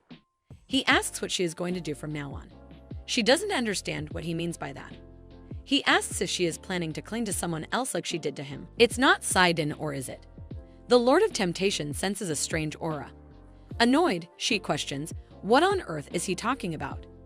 He replies Sidon is a good knight and his subordinate, but yesterday he saw him hovering around her. Did he appeal to her pathetic sense of sympathy, or did he try to impress her by showing off his strength? She becomes mad and says she cannot figure out what he's thinking and he should focus on his own business. She crosses him and ends up being next to Sidon. Sidon smiles at her and assures her they should arrive in a few hours now. She is pissed off because it's still that long and they are going too slow.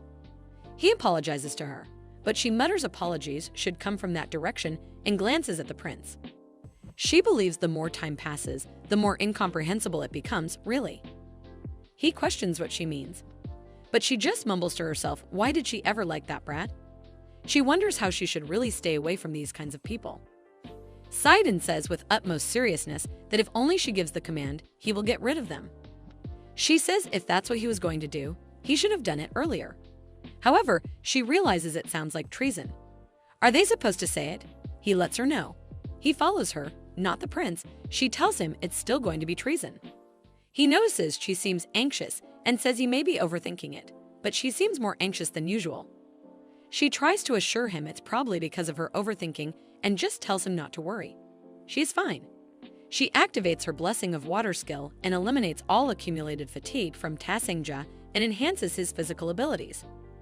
She thinks she pretended not to be, but Sidon is right, she is anxious right now.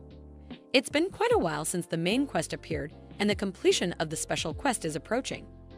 But the epic quest which ends the possession hasn't appeared yet. The epic quest orders her to stop the tower's master who seeks to bring destruction to the world, and the Master of Decay is on the top floor of the tower. Clear conditions are to banish the Master of Decay from the top floor of the tower, and reward upon completion is being returned to the original world. The only quest that will send her back to the original world is the epic quest. She thinks maybe the genre is different, or there's a prerequisite quest to clear first. Just in case, she's moving fast, but still the quest for return hasn't appeared yet. Even if she complains, the system is still unresponsive. In times like these, she cannot help but feel overwhelmed with anxiety. The Lord of Ways and Healings believes that the system error will be fixed when the quest is completed. The Lord of Temptation suggests that to alleviate anxiety, she could try dreaming of her dog discreetly. She tells him she appreciates the sentiment, but she will pass. It seems like it might worsen the situation. The malicious leader of Blood advises that in times of anxiety, it is best to reduce thoughts and focus on physical activity. She agrees with him. Right now, she should focus on proving her innocence. Still, she cannot help but continue to think about it. She tells herself, surely she won't be stuck here forever, right? The note she had contained the name of the last location where the saint was spotted. A plain, ordinary place, neither small nor lord. Somewhere it's likely to be. A knight has captured a man and informs the prince that he has caught the one who took the saint home. Rein thinks if it weren't for the prince men swarming the area, they would have found her immediately as water. What a waste of time. The man introduces himself as Durek. The crown prince points his sword at him and warns him if he doesn't want that name carved on his tombstone, it's better to speak the truth about the saint. He admits it's true that the saint stayed at their house for a while. But if it weren't for the flyer that he was just shown, he wouldn't have known it. Ishur questions why did she follow him. Does he have a patient at his house? Thinking that she might have gone there for healing purposes, he says no. He just offered to let her stay for over a day and then he trails off. Ishur asks, and what? Rein steps in between them and instructs the man to guide them to his house. He looks surprised and says his house. She says, yeah, and why is he so surprised? The man agrees to do so, but seems hesitant, his eyes lowered as if he's hiding something. When they arrive at his house, for a moment, they all remain in stunned silence, overwhelmed by the sheer opulence of his house. Rein wonders if a person who usually runs away lives in such a luxurious house. The mayor of Yu Oak requests an official appearance, but personally, he sparkles his eyes at this residence, saying it suits his taste even more. The vicious, bloody cult leader suggests seizing this house. She's annoyed because these old men are spewing nonsense again. Suddenly, a peculiar scent tickles her nose, prompting her to inquire Sidon, do he smell something strange? She says, somewhere there's a smell of something strange and familiar. Wondering if it's coming from Sidon, she smells him too and comments he smells like lavender. She concludes that there's a suspicious smell in this house. The vicious blood cult leader completely agrees and the Lord of Temptation smells corruption. She believes this must be the saint and rushes towards the direction of the house, following the increasingly potent scent. When she arrives in front of the imposing door, she realizes it's emanating from there. Just when she intends to open the door, Sidon comes from behind asking if she has formed something. The prince appears too and warns her it might be a bit tricky if she acts on her own. She urges them to hurry. There is something. When Sidon comes next to her, he smells it too and says, "Is it just him or is it?" He trails off, but the prince confirms his suspicion when he declares it is a corpse. The prince is on his knees, grieving as he claims it's not him. He doesn't know anything about it. Sidon still feels the warmth from the ashes. Rein claims it takes 2 to 3 hours to completely burn a person.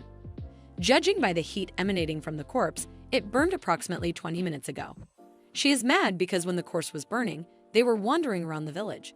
It was a very close call. She believes if Ishur hadn't brought the knights and if she had acted alone, perhaps she could have saved her. The famous bloody professor says if he had done that, the quest would have gone wrong for her. The Queen of Waves and Healings comforts her, saying she did nothing wrong. She sighs and thinks she doesn't know what will happen to the quest. But it's not just a matter of a quest. It's about human lives. Sidon questions if it is the body of the saint. Rein doesn't know, but she could feel the holy power from that corpse. People with holy powers are rare. If one possesses such strong holy power, it remains even after death. She looks at the corpse. It looks so twisted and horrible. It hasn't been long since she burned, probably during the time when she rode with these two from the territory. Even though this proves that the saint was alive until just recently.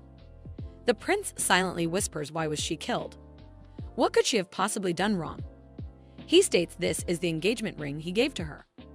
Rein inquires if he is sure. He reveals he cannot be mistaken because he personally ordered it. The ring is enchanted with the highest grade protective spell. It can never be destroyed by ordinary external forces, so that's why only the ring remains. Special quest explanation is cleared. The clear condition is to prove innocence. Clear reward is to be able to make one wish to the crown prince. The system lets her know the quest is able to be completed despite someone's death. The Queen of Waves and Healing comforts her, but she assures her it's okay because she has seen many people burn to death. The owner of the tower also enjoyed burning people. If her colleagues were caught, there was only one side to be seen by midnight. The sight of her comrades burning to death at the top of the tower and below the madness of monsters dancing. She realizes that's why this smell felt familiar to her. It's the scent she smelled to the point of getting tired of it in her past life. Rein and Sidon's attention turns towards the side. Derek mentions that it is unfair as the saint left at dawn. The crown prince questions. Then he should explain whose corpse is that. The crown prince has grabbed him from the collar as Derek states he does not know either and asks the crown prince to listen to him for a moment.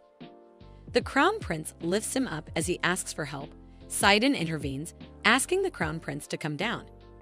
Derek states that he hasn't even been confirmed as the culprit yet. Ishur is filled with annoyance as he pushes Derek, but Sidon catches him. Sidon gets down on one knee as he asks what time did the saint leave yesterday. Derek responds that she left early yesterday morning without saying a word and mentions what he is saying is true. Rein calls out to Sidon and asks if he can please leave for a moment. He asks her if she is intending to interrogate him herself. She responds yes and asks Sidon to make sure no one comes in, including the crown prince. She then calls out to Derek and mentions that from now on he's going to be honest very, very much. She activates a skill, which is the Whisper of Belial. This puts the target in advance.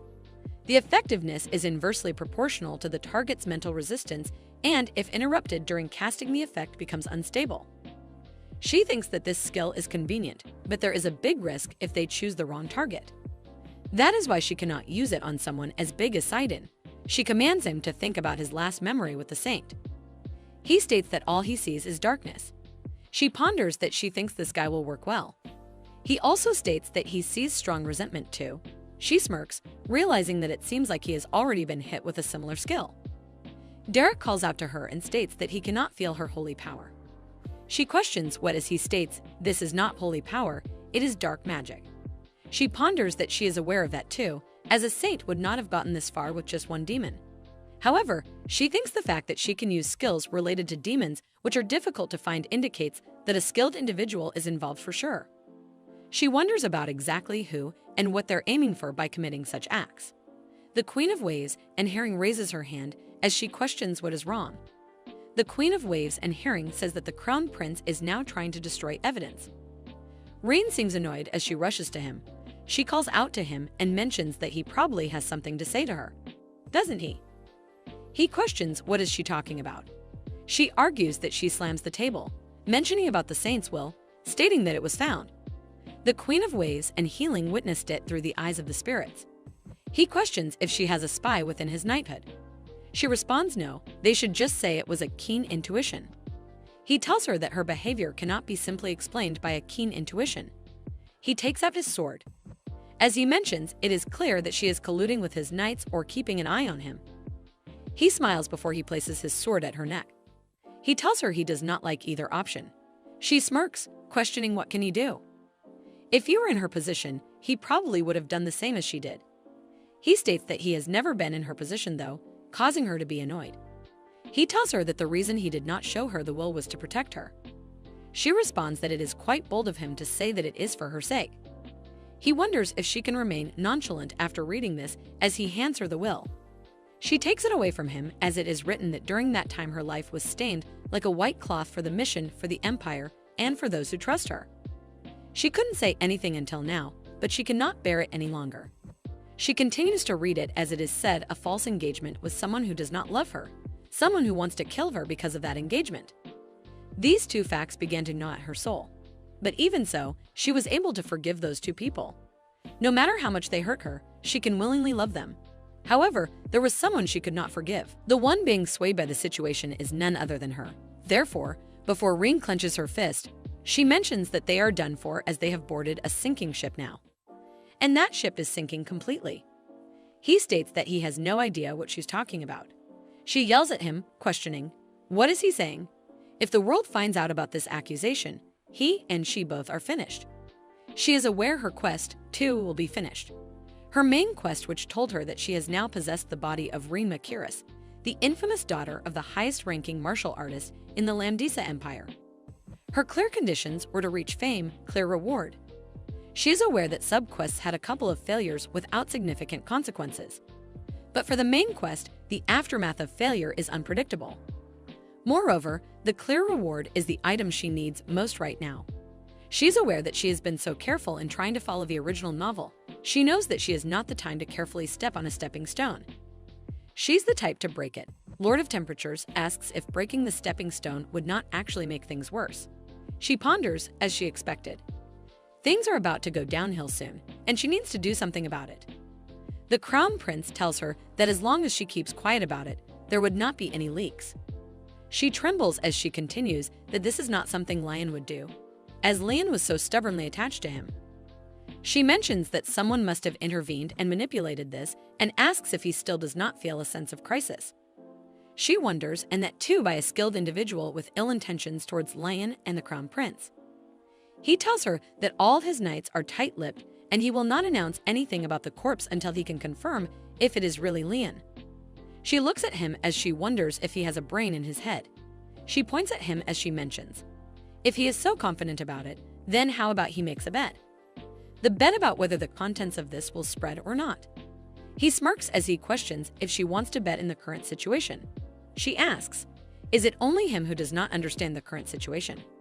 Why is he so confidently seeking help without believing in anything? She tells him that this is a trap set up to frame both him and her questioning. Is not that the case, she tells him, because His Majesty hid the will and believes in the knights. She asks if he really thinks all of this will go as planned. She turns around as she states that. She assures him it will not be long before the entire empire learns about this will. He tells her it seems even if he were to die soon, this will continue to spread. Questioning what exactly does his knights receive about this, she again tells him to make a bet as he should trust his own knights, stating that she will trust her own experiences. He mentions that he accepts the bad, and if he wins then, she should follow his words without objection, and even though it is unlikely. But if by chance she wins, then she states that they should make it so that His Highness follows her words. She tells him, who does not seem like it will take long. As she states, there they come, the knightly order in his favor. He is surprised as the knights appear, since mentioning the will of the saint is currently being distributed throughout the entire empire. She has been known as an indirect murderer of the saintess, and her reputation has decreased by 50. The knights look upon her with eyes of distrust. The commoners of the empire are remembering about her suspicions. She is aware that she won the bet, but she's not happy at all. A subquest is given, which is one body in a board. She has cleared her name of the murderer of the saintess, but she is soon caught up in another misunderstanding. She and Isher will be known as the perpetrators who drove the saintess to her death, and to overcome this crisis, she must cooperate with Isher and gain his trust. The clear condition is to receive the token of trust from Isher. She ponders that these surely are some odd quests. The Malaysian bloodthirsty rat priest looks at her with eyes full of sympathy, and the king of waves and healing is eager to embrace her tightly. The Lord of Temptation wants her to be his. She is aware that as soon as Lion's will was made public, she returned to the mansion as if fleeing. Sidon and Isher both told her to go back. She finds that very harsh, and above all she looks around and wonders why does she have to receive such looks for something that she did not even do. She knows that Sidon also went to the palace to try to rectify the situation. Only punishing quests or giving orders to kill a quest where she has to clear up this misunderstanding. She finds it really frustrating. Someone knocks on the door questioning if he can come in. She questions if it is Krill and invites him in. He steps inside the room as he asks her what is she doing. He complains that her brother just came in and she's just lying there so indifferently. She questions what should she do and asks him to say whatever he has to say from there. He tells her that first of all the murder charges against her husband dropped, and father informed him. She questions, so what now, even though other charges have arisen. He also tells her that their entire family is coming up to the capitals, and it looks like they're planning to force their way through. He tells her to get ready. As she rises, she ponders, forcing their way through. She likes the sound of that. She tells him that he does not seem that angry, though. He asks her if she is angry. She tells him she is not as much as Aunt. He had told her that she's good at this, as it is a skill to have all these new charges piled up like this. The malicious, bloodthirsty priest suggests that he will secretly strike down that noisy chick. He mentions that is because he likes Leon. Reen is shocked as she questions Aunt with the saint. He responds she knew that too, that Aunt has been in a one-sided love with her for 10 years. She ponders that Reen probably knew it. He questions how she could forget that, and states that is why Aunt specially scolded her more. Krill asks her to stop bothering Lion a bit. She ponders. That is right, is not it? Still, she wonders if it is not overreacting to think that her own younger brother committed a perfect crime. She thinks that he really fell deeply in love. She suddenly mentions, wait a moment, as she remembers something. She states, but the saint was engaged to the crown prince, which means that their brother is not even a potential match for her. Realizing that there must have been complicated circumstances, she wonders, so how do they resolve Aunt's situation this time? She is aware that the quest is saying that these accusations are all misunderstandings. Aborted and wonders, is it a misunderstanding that Reen has been bothering her all this time, or is it a misunderstanding that the saint died? She calls out to Krill and questions if he also thinks that she killed the saint. He responds that he does not think she would have directly killed her. She mentions but still she wrote in the will that she was having a hard time because of her, so it is almost as if she died because of her. She mentioned so in the end, she is the one who killed her as her mood becomes sad. Rill tells her that she has been really strange lately as her memory getting worse does not help either. He states that he does not know what. It does not seem like a matter of intelligence, but her temperament does seem a bit deadened. She tells him that a person died, so it is natural for tempers to die. Is that not supposed to be a case? He becomes frustrated telling her there she goes exactly this kind of remark. That is what is really strange about her nowadays. He also tells her, and above all, she never really intended to kill the saint. She questions what does he mean by this before she suddenly grabs onto him, telling him to tell her more. She questions what is he saying as he states those assassin. She did not send them, it is just known that she didn't. She wonders the person who sent assassins to the saint. It is not her right. He asks her why does she keep on pretending to not know as she tells him to forget about it. She questions if it was not her, then who sent them? Does he know about it? The saint is like a guardian of the empire. Wouldn't it make sense for someone with a grudge against the empire or the emperor to want everyone to die together? Among them, there may be extreme supporters of the princess who would rather see the empire fall than see the crown prince ascend the throne. She questions if he is sure that it was not her. He tells her that if she was smart enough to send assassins, everyone would know if she were a person from the Cham of his family. She tells him that when it comes to Lion, he loses her mind, and that is why he locked her up and interrogated her. She yells, then why is it known that she sent them? He tells her that she seated herself at the party, that she sent assassin, and that she's such a dangerous person. so they should be careful. She questions why did she do that.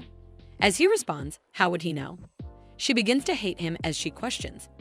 Cannot he or aunt shut their mouths as older brothers?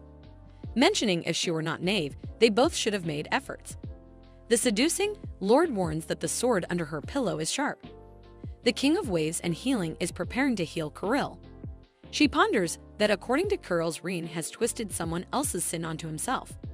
Having been constantly ignored at home for being weak, she must have been afraid of being ignored, even outside. And that she knows that she is someone so frightening that she can kill a saint who was loved by all. So they should not treat her lightly. She's a strong person. She wonders if this is what she wanted to assert. The malicious, bloodthirsty priest mutters under his breath. The King of Waves and Healing lets out a regretful sigh. The seducing lord bites his tongue. She is aware the more she does start, the more she will isolate herself, and she just seems like a physically grown child, raised without even properly learning how to protect oneself like a child. Krill asks her, but why is she so strong, as he thought it was a sword to the throat, not a pillow? Kirill affinity has increased by 30 points. She finds it seriously distracting. She calls out his name as she tells him that they should try to make things right now, even if it is late. He questions if he is included before she smacks him on the head, telling him that he is also at fault. He complains. What did he do wrong? When she's the one causing all the trouble. She tells him charge of neglect and the charge of miscounting a woman. She tells him that he knew how she was being treated in this household. She ponders. Seems like he knows what he has done, and that is probably why he even came here to tell her himself. She puts him on the head as she wonders. Well said. There seems to be a room for redemption. He launches out at her, telling her why she's all of a sudden treating him like a child. She tells him to just be grateful and states, but still he has to take responsibility. And they will take responsibility and resolve this matter. They will be the one to set things right, so from now on he also has to watch over her. As her older brother, he questions as her older brother as she responds. Yes, as they are a family after all, even though they were at odds before. But from now on, something like that, even if they fall, they should at least try. And someday she will return to her former self with his help. Anytime, knowing that she can rely on him to straighten out this household without any regrets. At the townhouse of the Marquis Magritte family in Ramas, the capital of the Randish Empire. She gets a déjà vu as she wonders why the room is as big as Marquis's mansion. She locks the door as she is aware the room is not important right now, and decides to move on with what she's doing. The King of Waves and Healing hands her something they found. She thanks the King of Waves and Healing. She remembers that hearing Kirill's words reminded her of something. She ponders people with as many grievances as Rein need a place to pour out their hearts. But since Rein had no one around, she ponders, would not there be something in a diary instead? She is aware that she was treated too much like a notorious villain, and she had not thought that Rein might not have sent the assassin. If it were not for that mistress, she might have thought of it sooner. She wonders, but where was that? The King of Waves and Healing testifies that it was under the mattress. She questions just there. It's a wonder it was never found. She questions it, did nobody clean there at all? She opens it as she has tears in her eyes, wishing that she will make sure Rein walks on a flower path. She decides to start with the most recent one. It is questioned why does nobody believe what she said. She never laid a hand on Leon. Even her father says he believes her, but she can feel that he does not. She thinks that it seems to be warm before she was imprisoned and decides to look at some things older. Another one is that this girl Tolger keeps talking to her. She got so angry at being ignored that she lied without thinking, wondering what should she do. She should not have done that at that time. She should not have said that she was the one who sent poison to the saintess. But if she did not, it seemed like Talia would look down on her. Guess what kind of person is she? She keeps provoking and egging on Rein. She decides to focus on Lion first. Leon is really annoying, always pretending to be nice. Yesterday, she said that she wanted to have tea with her, so she only had one cup and left. She went hoping to at least see her face, but as expected, it was annoying. Leni brought a cake she made, saying she tested her new oven. She said she knows she's not the one who sent the assassin. Wondering what does she know, she said that she was too busy to send one, and Lion laughed. Rein wondered why does Isher like such a person. She seems so foolish in the end, she could not refuse Lion's request to meet again today. But they decided to meet secretly in case Isher finds out and scolds them. And wishing no one heard their conversation right. Another one is written that Shinjin is suspicious. She thought it was strange since he tried to touch her last time. It seems like the temple is completely corrupt. She ended up getting angry at Lion and realizes she should not have done that. She thinks that she got frustrated because the dog kept insisting on staying there. She wonders why cannot she make such a convincing argument. She suggested confiding in Isher, but Lian refused. She knows Isher does not love her and he will not oppose Shinjin for her. Rin closes the book and wonders what should she do now, as well as she thinks what is going on. She's aware that if this diary is to be believed, then the situation changes completely. She knows Lian knew that Rin had not attempted the assassination. She knows. In fact, Renee and Lian were each other's only friends, though she doubted it. Rin really was just a child without a temple. People just wanted to believe she was a willingness and wonders. Is that the reason why she came here? Among so many people, there was no one to help her, she and Lian, because the evil she too could not possibly stop on their own was too great. She wonders where on earth has Lian disappeared to, wishing for someone to help them. She wonders who would try to harm such young children. Sitting idly by and just thinking won't help her find the culprit. She's aware that she currently lacks too much information about this world, and there are many ways to gather information, and the most important thing is to know where to dig in. The main quest is that she is now possessed by the notorious villainess and the distinguished daughter of the Marquis Magritte family in the Ramdish Empire. The clear condition is to reach a reputation of 500. So, above all, completing this quest and finding the original story is the priority. She is having a cup of tea as Krill questions if this is for real. She responds, "Yes, all of this for real." She is aware that showing the diary to Krill was a kind of adventure. She wonders if he did not believe, even after reading the diary. She was thinking of convincing him by force, but she knows that will not be necessary. He asks her why did she only tell him now. She questions would he have believed her. He tells her of course he would, but she's aware that he would not have believed. She ponders. At least he has some consciousness now. He tells her that he does not fully believe it yet, but he will try to believe her for now. He asks her to not get him wrong. He has not forgive her for disgracing their family name. He states that his only goal is to clear their family's dishonor. She calls out to him as she mentions he is not very honest. She tells him to come down and sit back down as she forces him. He wonders what kind of strength is that as he finds her really strong. She thanks him for finally believing her. She is aware that if he had believed her sooner, many things would have been different. She is also aware that the one who should be apologizing is not her, so from now on, she will just have to be satisfied with this. She states that she is aware it is still hard to believe everything, so she should prove her words by hosting a party. He tells her the kind of party that she is talking about can only be held by his father or elder brother, and at best he can only host a tea party or a small gathering. She asks him why is that the case. As he questioned why is she asking, she tells him that she is from the Marcos family, so why would not it be possible? He does her daughters because father favors his brother more than them. He states anyway, even his brother cannot just hold one whenever he wants. Father dislikes wasting money, so there has to be a significant occasion where it needs to be a birthday to have a party. He states that she knows this too. Then why is she asking it again? She is aware that the scale of the party Reen asked Kirill for was like this. Not only the promotion nobles and regional lots, but also influential minor nobles could attend. In other words, a party where as many people as are possible can attend and see her. She is aware that with the rumors about her might die down a bit and questions how significant does the occasion needs to be to convince him. He tells her to try entering the top level of sword experts. If it is that, then father would gladly agree. She asks him, but why have not he had one? He tells her because he's only intermediate. She calls out to him as she questions he honestly hates Ant. Does not he, she states, that she will give that Ant guy a piece of her mind. Carole Magritte's favorability towards her has increased by 10. She ponders.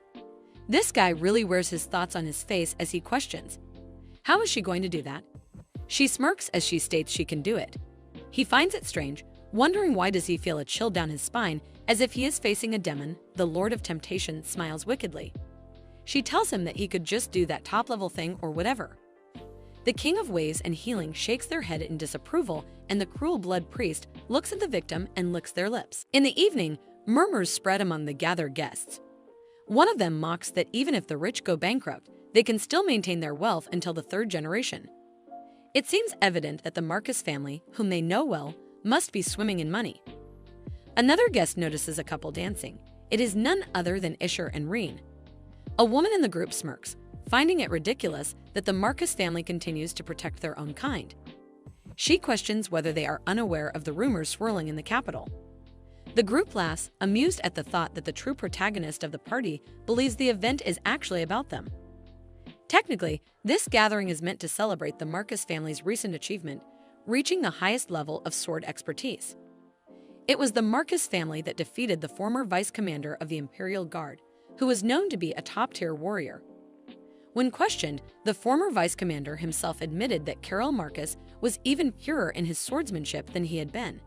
However, when people directly ask the Marcus family how Carl became so strong, they receive only one strange answer: to ask his brother.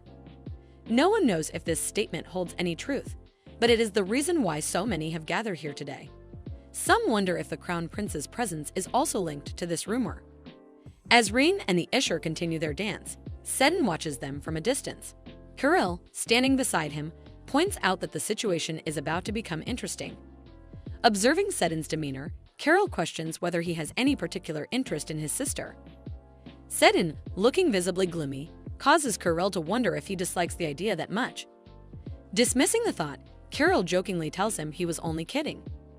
Changing the subject, Seddon congratulates Kirill on becoming a top-tier sword expert. Kirill humbly responds that his strength was not achieved through his efforts alone.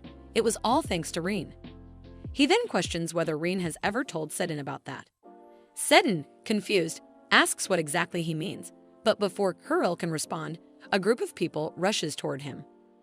The crowd surrounds Kirill, excitedly praising how incredible it is that he has already reached such a prestigious level in swordsmanship. Growing nervous from the overwhelming attention, Kirill asks them to step back, but they continue pressing in on him. Unfamiliar with such a situation, he decides to escape, running off from the crowd. Meanwhile, Seddon remains standing there, deep in thought. He wonders if the rumors are actually true. Was Kirill's rapid growth truly all thanks to Reen?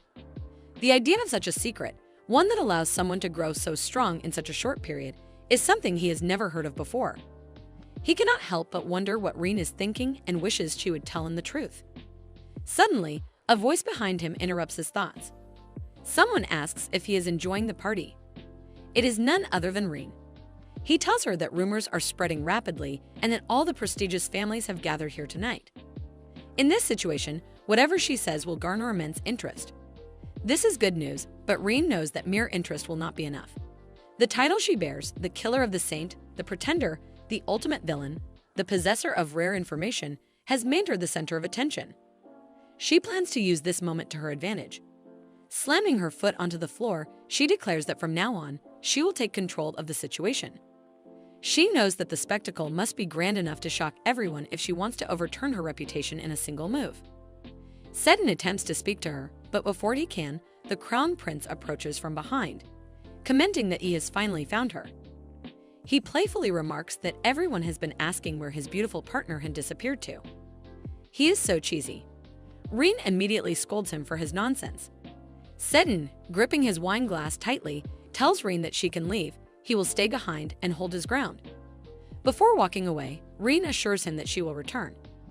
The Crown Prince places his hand on Reen's waist, reasoning that it is necessary for the success of their operation. Reen finds this absurd, demanding that he remove his hand before she breaks his fingers.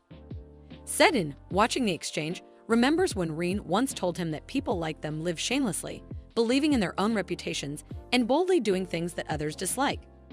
In the past, her attitude had put his mind at ease, but now it only makes him uncomfortable. Standing there in silence, he looks down, reflecting on his choices. He has never regretted refusing noble titles before, but at this moment, an unfamiliar feeling lingers.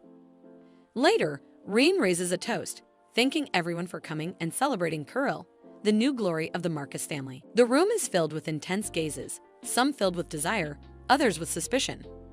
Amidst the lively atmosphere, Reen can clearly sense the mocking glances from those who criticize her for their own amusement. She silently challenges them, waiting to see how long their laughter will last. However, before that, she plans to answer the question everyone is curious about. One of the men in the crowd suddenly claims credit for Kirill's growth, and immediately, others start pointing at themselves, insisting that they were responsible.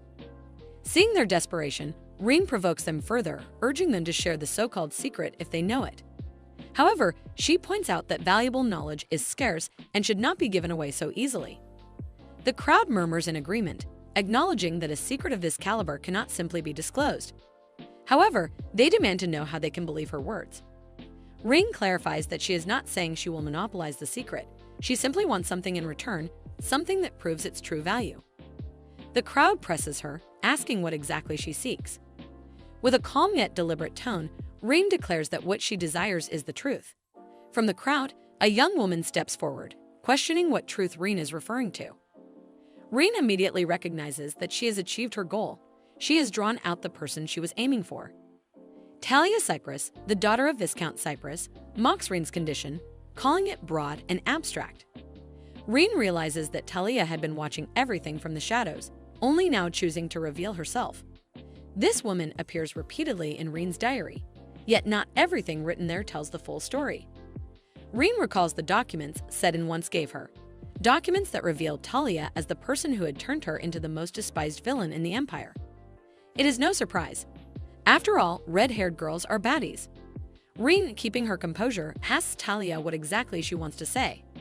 With a smirk, Talia implies that despite Rein's words, she has no true intention of sharing the secret. Then, without hesitation, she makes a bold claim, declaring that if she were to say Rein was the one who attempted to assassinate the saint, would anyone believe her?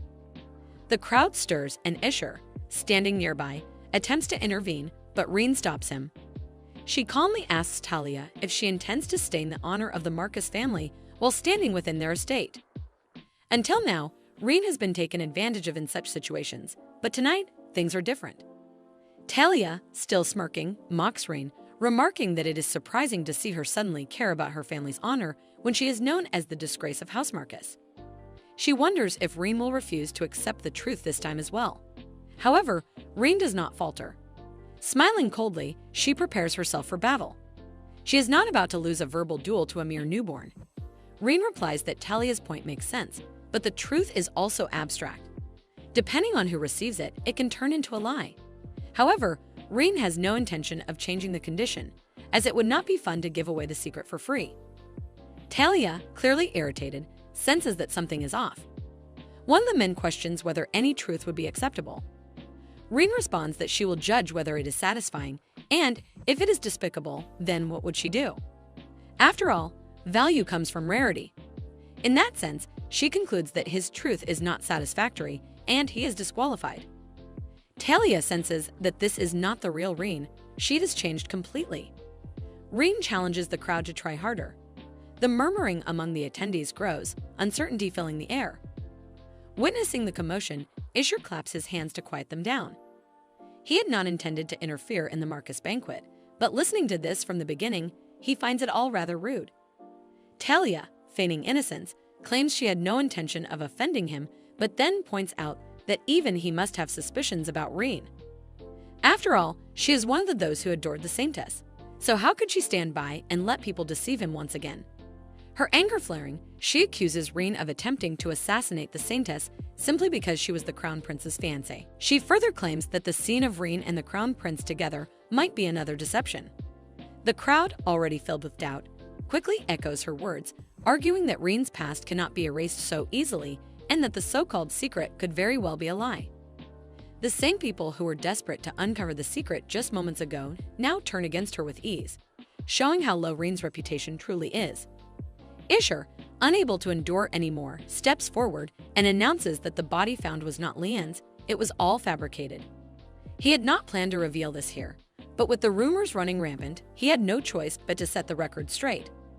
A stunned silence overtakes the crowd. If this is true, then what does it mean? Isher further explains that the royal magician examined the body and confirmed that the hair was black, whereas everyone knows that Lion's hair is light brown. The suicide note, too, was fabricated to slander Rein. The real culprit took advantage of someone who had already gone missing. Talia, trembling with rage, demands to know who, then, was responsible. Rein states that unfortunately, she has yet to capture the true mastermind. However, if the person who orchestrated this went so far as to burn an innocent person alive, then they are undoubtedly connected to Lion's kidnapping. The crowd struggles to comprehend the implications of this. After all, the Saintess was a cherished figure in the Empire. Rein herself does not understand why someone would go to such lengths, but she is certain that the person who tried to kill Lian would know the answer. Talia, still unwilling to back down, shrieks that it must have been Rein.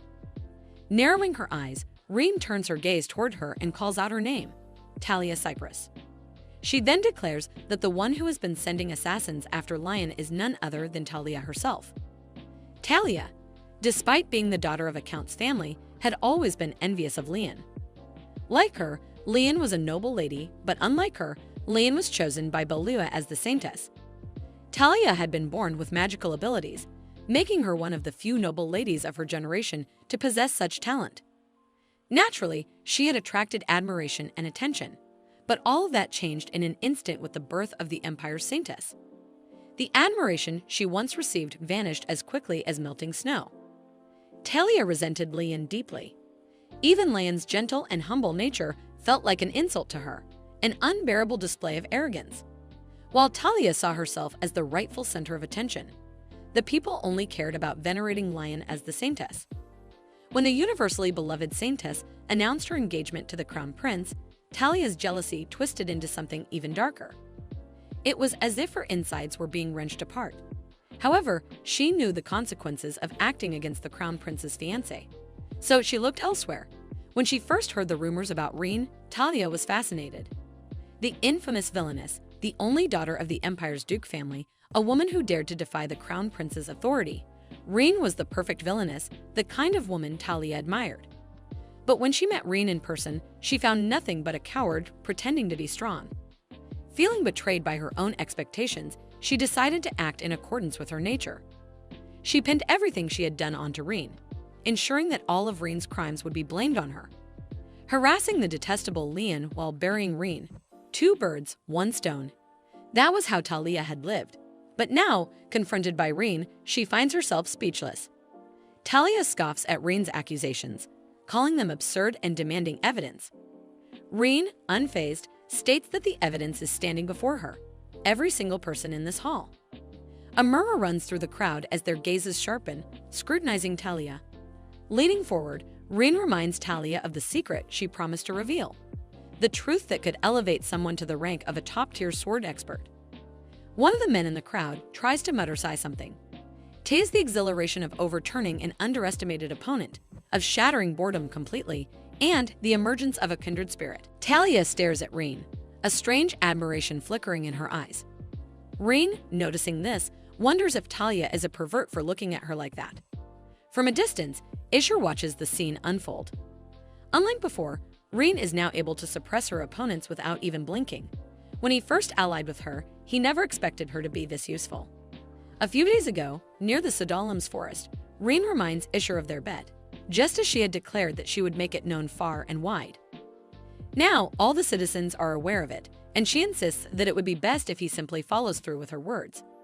She tells him that he would assist her in her endeavor, and in return, she would help him ascend to the throne. Isher acknowledges that she has grown wiser than before, but he questions how he can trust her. This response angers Rein. How could he still act so coy after losing the bet? Without hesitation, she draws her sword, unleashing a surge of sword energy. In a single stroke, the trees of the forest fall, cut cleanly apart. And yet, she had not even used her full strength. Isher looks back, stunned, unable to comprehend who she truly is. She sighs, signaling him to stop his surprise and give her an answer. He concedes that he can help clear her name, but to him, she is still not entirely trustworthy. Hearing this, Rein considers dismissing their cooperation altogether. However, Escher adds that since he has lost the bet, and because she is Lian's friend, he is willing to trust her this once. Rein, now curious, questions how he came to know about her friendship with Lian. Isher explains that it was thanks to a letter discovered during the investigation. Lian had hidden it away safely, but it was only found belatedly. At first, Isher had been confused as to why Lian would defend Rein, but now, knowing they were friends, it all makes sense. Rein, however, points out that irony. Despite knowing this, he still suspected her. Isher justifies his doubts, stating that her past record was far too flamboyant, especially regarding the assassination attempt. She immediately refutes the accusation, arguing that she had nothing to do with it. Still, Rein counters that with such an argument, it is difficult for her to trust Isher as well. After all, he had framed her for murder and for hiding a witness. Isher, irritated, points that now he is willing to trust her. So what is the problem? Rein is unimpressed. Seeing his attitude, she trusts him even less and demands that he offer her a token of trust. Only then will she be able to place her trust in him as well. Isher, confused, hesitates, and Rein contemplates the situation. She knows it is an odd request, but still yells internally if he can at least manage to keep his expression neutral. It was all due to that damn quest. These so-called tokens of trust have been kept so vague that she has no choice but to blindly push forward. Frustrated, she asks him to give her anything as proof. Isher acknowledges her demand, admitting that he does have something in mind, but he cannot give it to her just yet. Rein sighs, impatient, as when that time will come. Isher explains that first, they must cooperate as much as possible. Only when a certain level of trust has been built between them will he hand over the token. Rein, annoyed, recognizes that he is dragging things out by adding yet another condition. Isher, however, points that the only reason he even agreed to trust her was because she was Lion's friend. Still, Isher assures her that he will make an effort to trust her properly. Rein mockingly thanks him for this small favor. In conclusion, they reaffirm their agreement. She will assist Isher in becoming the emperor, and he will help her with her endeavors. Once trust has been established, he will give her the token. Extending her hand, she proposes they seal the deal. Isher sighs, but after a brief moment of hesitation, takes her hand. It is a deal. Rein observes that they all seem to be having a hard time of affirming the truth, so she decides to suggest something to them. She commands that evidence of the attempted assassination of the saintess be brought forward. The floor was open for everyone. She points anyone with knowledge of an assassination attempt should come forward. However, she makes it clear that claims must be supported by solid evidence, as she will not tolerate false accusations made out of greed for the secret technique. Rein is aware that very few people will have actual evidence, even if they have heard rumors. But she knows that planting doubt in their minds will be enough. Eventually, someone will claim to have proof, such as human nature. Talia steps forward, seemingly exasperated, and questions Rein's logic. Until now, Rein had been the one accusing her of sending assassins after the saintess. Has she suddenly forgotten? With a sigh, Rein acknowledges that the situation has now taken an unexpected turn. She shifts her gaze toward Isher, realizing she has no other choice left. Without hesitation, she grabs Isher's hand and activates her skill, Mask of Asmodeus, beginning her act. She feigns distress, claiming that she was forced into this situation because Talia blackmailed her. Talia, taken aback, demands to know how a mere daughter of a count could possibly blackmail the esteemed lady of a duchy, especially the iron-blooded duchess herself. Isher steps in, stating that such a thing is possible only if Talia had discovered a weakness. He dismisses it as petty, but his words only leave Talia more confused as she struggles to understand what she has supposedly done. Placing a hand on Rein, Isher elaborates, claiming that Talia must have used his contract engagement with Lion as an excuse, exploiting the fact that he loves Rein as her weakness. The crowd begins to murmur at this unexpected revelation, while Talia, utterly bewildered, screams in frustration. Rein silently appreciates Isher's acting skills, realizing how well he is selling the story. To ensure everyone follows the sudden shift in narrative, she decides to take them back to the events of the previous evening, inside the Marcus family's drawing room.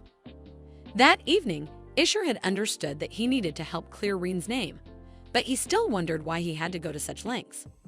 In response, Rein had grown frustrated, snapping at him about the poisoned wine. Could he not see that her reputation was crumbling before their eyes?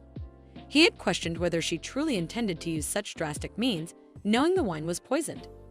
If rumors about them being lovers spread, it could indirectly lead to an accusation of them conspiring to kill Leon. Rein had acknowledged the risk but insisted that there was no other way. The current situation could not be overturned with a simple explanation. Nobles, who valued strength above all else, could be convinced by the promise of a secret technique, but the general public, still gripped by anxiety over the saintess's disappearance, required a different approach. A new villain had to be introduced, one who was not Rein. Isher had understood her reasoning but found it reckless to involve a third party in a scandal believing there was no need to fabricate a story. However, Rein encountered that rumors already suggested she was the only one with unrequited feelings for him.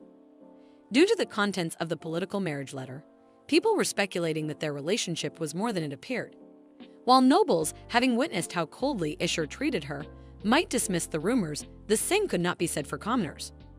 Finding Lion was imperative, but if that failed, they needed to divert attention quickly. Ishur had reluctantly agreed, recognizing that rumors, once reversed, could be a powerful tool. If people were convinced their love was real, they would also accept the idea that Talia had manipulated them. Thus, their best course of action was to pose as pitiful lovers, used and betrayed by Talia. Scandals, after all, spread like wildfire, whether among commoners or nobles. And so, Ishur had to play the role of a man in love with Rein while secretly despising her. Rein had felt utterly humiliated by the plan, but she conceded that it was better than being trapped in a losing situation and unable to locate Lian. Now, back in the present, Talia vehemently protests, insisting that the opposite is true and that Rein had always been the one with feelings for Ishur. Without missing a beat, Ishur, maintaining his role, explains that his emotions had been different before their engagement. At that time, he had been blinded by duty to the empire, failing to recognize his true feelings and pushing them aside, believing it was the right thing to do. But as he continues, his performance grows even more dramatic. He claims that, as a mere human, he had only realized his heart's true desire after being with someone else. No matter what, his love for Rein could not be shaken. His heart, he declares, belongs solely to her. He should be cast in a drama. Ishur then solemnly states that by the time he realized his feelings, it was too late. Rein's heart had already turned away from him, choosing to remain faithful to Lion, her betrothed. The two of them had been trapped in misunderstandings for a long time, suffering because of circumstances beyond their control. He further confesses that it was he who had betrayed the gods, not Rein. She had nothing to do with it. Even Rein cannot help but admit that Ishur would have made a remarkable actor had he been born in another life. The script itself may be weak, but his performance is carrying the entire act. Then, suddenly, Ishur's eyes turn red. He looks at Rein and insists that now is not the time. Rein, confused, wonders what he is talking about. This was not part of the script. Before she can react, Ishur pulls something from his pocket and declares that he cannot wait any longer. Panic sets in, and Rein hastily activates her voice transmission skill, commanding him to shut up and stop whatever he is trying to do. Ignoring her, Ishur wears her ring and asks if she will give him one more chance. Rein, staring at him with a bewildered expression, feels an overwhelming thirst. At that moment, a quest notification appears. She has received the token of trust from Ishur. Later that night, Rein sits alone, drowning herself in alcohol as she contemplates what has just happened. Everything had been going smoothly, so why did Ishur suddenly decide to propose? Why did he have to ruin their carefully laid-out plan? The King of Waves and Healing expresses his approval, his eyes sparkling as he declares that he accepts this relationship. Meanwhile, the vicious blood cult leader screams in outrage, vehemently opposing it. The Lord of Temptation, on the other hand, simply laughs, remarking that he never expected Ishur to be worse than Seddon. Rein sighs, glancing at her status screen. The number -500 stares back at her. She had always expected this moment to come eventually, but even so, she should have dealt with it much sooner, despite how frustrating it was. Determined to find some clarity, she finally picks up the book she had been waiting to read. After all, everything she had done was so she could reach this very moment. Just then, Seddon arrives, asking if he may have a moment with her. Rein, exhausted, hopes it will be brief. He assures her that he simply has one question before leaving. With a sigh, she allows him to sit and asks what it is. Seddon directly questions why she never told him anything. He reminds her of the day she accepted him as her pupil, when he swore he would do anything for her. Since then, he has looked into all the things Talia had done to her, and he realizes that if he had gone public with that information, he would have also had to expose the crown prince. He looks broken as he asks why she was willing to accept such a difficult situation. Rein acknowledges that it is a valid question. She had accepted Seddon as her pupil, but she had never expected him to ask something like this. She explains that even if she had presented evidence, people would not have believed her so easily. That is why they needed a dramatic performance. Most importantly, this was his responsibility, not hers. She had no intention of leaving her fate in someone else's hands. She had always solved things on her own. That was what she was used to. However, she assures him that the evidence he gathered will be useful in determining whether people are telling the truth. She hopes he is not disappointed. Sedin, struggling to hide his emotions, reluctantly asks if this is the reason she and the crown prince. Realizing what he is implying, Reem questions whether he is referring to her fake relationship with Ishur. Sedin is shocked to learn that they are already on a first-name basis. Reen, growing nervous, confirms he can say that, but in reality, Reen only thinks of Ishur as if he were a character in a novel. Sedin gets sad since he had believed she no longer had feelings for Ishur. She clarifies that their relationship is not real, it is merely a strategic alliance. Reen, irritated, demands to know what that even means. Sedin sighs once more, admitting that if he wishes to stay by her side, he will simply have to accept things as they are. However, he hopes that in the future, she will not hesitate to use him if she needs to. He does not want to feel as helpless as he did at the party again. If he to become someone better suited for her, then perhaps one day she will be able to lean on him a little more. At the capital palace, Ishur questions whether Sedin truly desires the title of Marquis. Sedin responds that it was always meant for him, after all. Ishur, however, points out the contradiction. Why is he seeking the title now when he had previously refused it? Sedin, with an air of indifference, remarks that if he cannot obtain it here, he will simply go to another empire where his title can be granted. Ishur observes that Sedin has changed significantly and wonders aloud if this transformation is because of Reen. He further states that he cannot allow an imperial swordsman to defect to another nation. However, since Sedin once rejected the title and swore never to pledge allegiance to anyone, he will now have to prove himself by completing a mission, one that would justify offering the title again. When Sedin inquires about the nature of this mission, Ishur informs him of unsettling reports from the northern borders. The Margrave has sent word of a rising number of monsters in the area, alongside outbreaks of contagious diseases and widespread famine. Sedin argues that such crises, monsters, famine, and plagues could be linked to dark magic, making it the temple's responsibility to handle. Ishur acknowledges this possibility, but explains that the temple is easily frightened by such matters, which is why he wants Sedin to investigate personally. If Sedin successfully completes this task, Ishur confirms that he will grant him the title. Without hesitation, Sedin prepares to depart, to which Ishur urges him to make haste, as winter is approaching.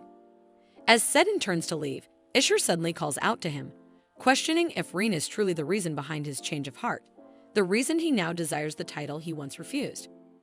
Sedin hesitates before responding, uncertain of his own feelings. He silently wonders if Reen really holds that much importance to him and whether he can even define what she means to him. Finally, he replies that he does not know, but whatever she means to him, it is far greater than what she means to Ishur. Ishur, clearly irritated, remarks on how Sedin is growing increasingly insolent, much like Reen. However, Sedin's words leave Ishur deep in thought as he gazes at his ring, pondering what Reen truly means to him. The scene shifts to Reen, who receives another quest. After finishing the first book of the novel, she has come to a troubling realization. Completing the novel requires her to engage in a romantic relationship, something she has no experience with. After all, what would be the purpose of a romance fantasy if there were no romance? The Ruthless Blood, ever watchful, expresses concern over whether Reen will end up married. The Queen of Tears and Healing considers the idea of settling down to be reasonable, while the Ruler of Temptation casually suggests he knows of a good honeymoon package. Frustrated, Reen commands them all to be quiet. The leader of the Ruthless Blood, in particular, declares that marriage is out of the question.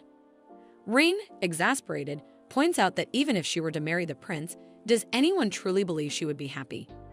After all, she would be marrying someone 100 years younger than herself. The leader of the Ruthless Blood reacts with outrage, demanding that she break off the engagement immediately. However, Reen sighs, explaining that she cannot do so, as the main quest requires her to protect Ishur, making him a central figure in the novel. The Ruthless Blood leader, unwavering, declares that the marriage will only happen over his dead body. Reen, equally irritated, insists that they stop making demands over a marriage that is unlikely to happen and proceeds to block even his direct messages. Exhausted, she finally prepares to rest. She had hoped to feel some relief after reading the novel, yet she does not. Book 1 had primarily contained details she had already discovered or experienced firsthand. Isher and Lan's loveless engagement, her friendship with Lan, and the fact that Rein was the victim of bullying, not the villainess. However, one revelation completely takes her by surprise. Both she and Lan are main characters in the novel, yet the book also acknowledges the existence of the person who has possessed Rein's body. This was something she had never encountered in the last novel she entered, as that world had remained purely fictional, whereas she herself is a real person. This raises an unsettling question. Why has she become a character in this story? Yet another troubling thought lingers in her mind. She had assumed Sedin would be a character in the novel since he had been with her from the beginning. However, his name is nowhere to be found. This baffles her. With his striking appearance, rich backstory, and immense power, Sedin possesses all the qualities of a main character, yet the novel does not mention him even once. Of course, Rein had never visited the slums in the original storyline, so perhaps Sedin only appears later. However, his presence does not seem minor enough to have been completely omitted. She wonders if she will find any answers once she begins reading Book 2. A knock at the door interrupts her thoughts. Annoyed, she sighs and mutters to herself, "Speak of the devil." One of the individuals responsible for her constant headaches has come to see her. Sedin pauses at the threshold, sensing that he may have arrived at a bad time. Rein, though visibly exhausted, permits him to enter. While drinking alcohol, she turns to him and asks what he wants. He informs her that he has come to deliver the reports regarding House Kifros. She immediately questions whether the verdict has already been decided, surprised at how quickly it happened. Sedin reveals that there was no trial. The temple intervened. Rein narrows her eyes in suspicion. Why would the temple involve itself, especially after Talia dared to target the Empire's saint?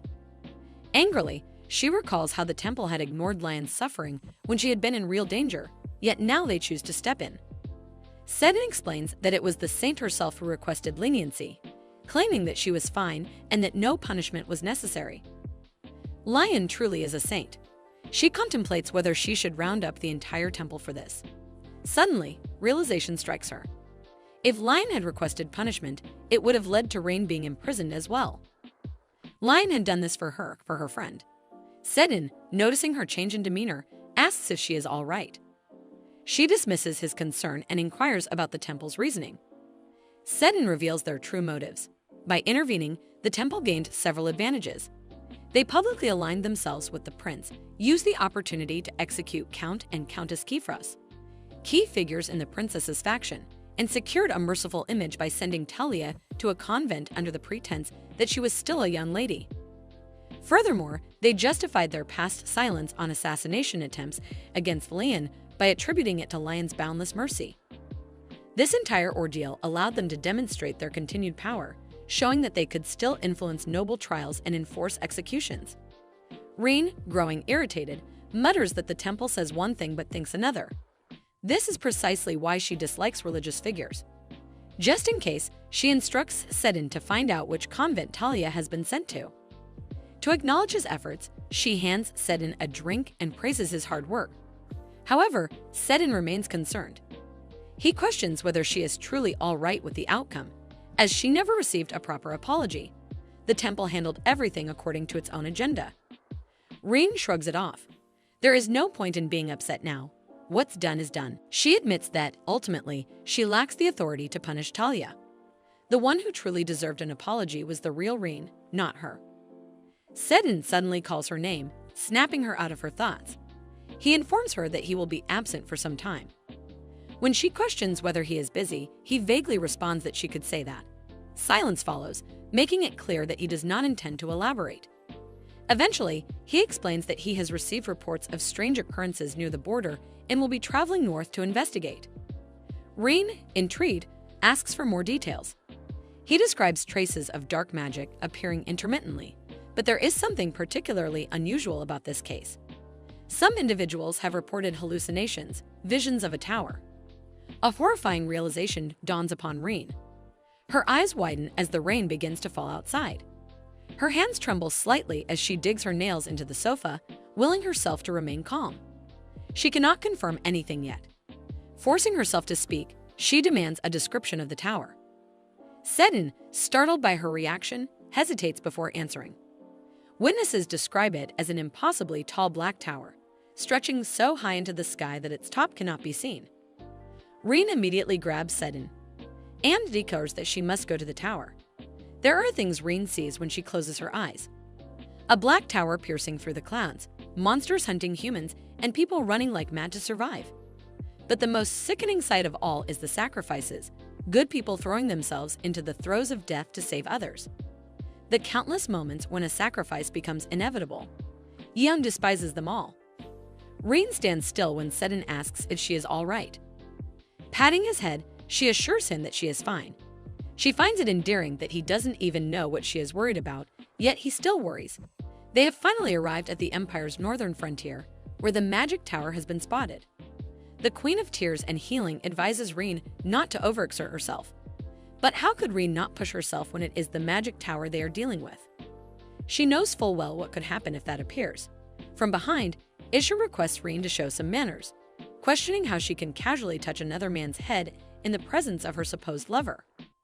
Rein merely scoffs at the implication. It would only matter if they were real lovers. Annoyance flashes through her as she questions if Isher followed them just to be a nuisance.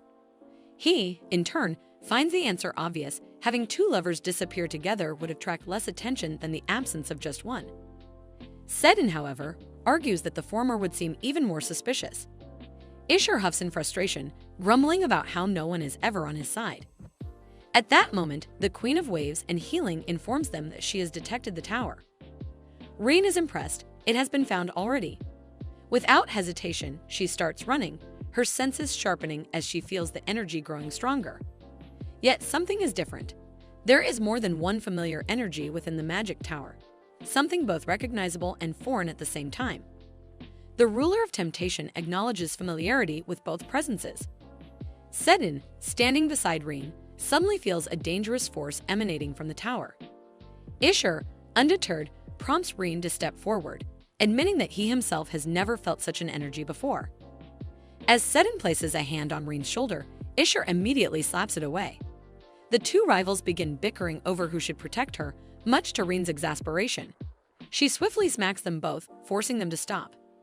Sedin's expression turns serious as he senses divine power, meaning that people from the temple have arrived first. He points out that Rein might feel uncomfortable meeting them and suggests that she take a moment to rest. When Rein questions whether he is certain about sensing divine power, he confirms it, estimating the presence to be at least strong enough for a bishop. Rein contemplates his words. If she truly missed sensing it, then it must be because divine power has never suited her. Perhaps, even in this life, she lacks much sensitivity to it. The ruthless blood leader coldly states that divine power would never suit his contractor. Rein hesitates, considering her next move. She is certain that the temple will be hostile toward her. The Queen of Waves and Healing warns that she will inevitably encounter clergymen if she continues straight in this direction. Yet, what is even more certain is that bringing both Sedin and Isher along will only double the hassle. Making her decision, Rein turns to them and states that if they continue this way, they will run into the temple's delegation. She instructs them to go ahead and speak with the delegation first. There is something she needs to look into on her own. Her words shock both men. Isher immediately protests, insisting that it is too dangerous and that he will accompany her. Rein, however, dismisses his concern, stating that this only concerns her and has nothing to do with him. She assures him that it won't be dangerous at all. Isher attempts to argue but fails miserably. Sedin tries next, using his gentle yet firm demeanor to claim that her business is his business. He, too, fails. Rein stops them both, firmly stating that they will only get in her way. If they are so worried for her, they can simply wait for her. She will find them later. Without another word, she leaps onto the winter bear and disappears from their sight. Now alone, she activates the impenetrable net, a spell that normally requires multiple casters, but with her elementals, she is confident she can manage it on her own. She focuses her senses and detects people hunting nearby. The individuals with divine power seem to have noticed her as well. But something else catches her attention, an evil energy heading in her direction. She halts, narrowing her eyes. Is she imagining things? The ruthless blood leader laments the situation, while the Queen of Waves and Healing prepares Greta water to cleanse Rein's eyes. The ruler of temptation offers his condolences in an exaggerated manner. In front of Rein stands the tower. It is several times larger and more ominous than she remembers from her past life. The ruthless blood leader notes that it feels far more alien and dangerous than before. At that moment, a system notification appears before her. A new subquest has been assigned. Subquest was that the tower, a space of eternal mystery that does not belong to this world, has appeared. However, it looks different from what Rein remembers from her past life, and promotes how about she go inside and see how different it is with her own eyes. Conditions for completion were to clear the 3rd floor of the tower, and completion reward was Astra summoning greater than skill. Rein sweats knowing this is a problem. The ruthless blood leader practically vomits blood in excitement. The Queen of Waves and Healing subtly glances at Rein with anticipation. The ruler of temptation eagerly begs her to summon him, promising that he won't demand any more souls. Rein deeply regrets her life choices as the Astras become increasingly excited. Astras, omnipotent gods or beings whose names have echoed throughout the universe due to their extraordinary powers. They lend their strength to contractors, either to spread their fame in the world or simply for the pleasure of watching their contractors fulfill their goals. The Astras Rein has known for a long time were like that once. The ruthless blood leader complains that Rein should say something because he is bored. The Queen of Waves and Healing wails after being dumped by the final spark of life.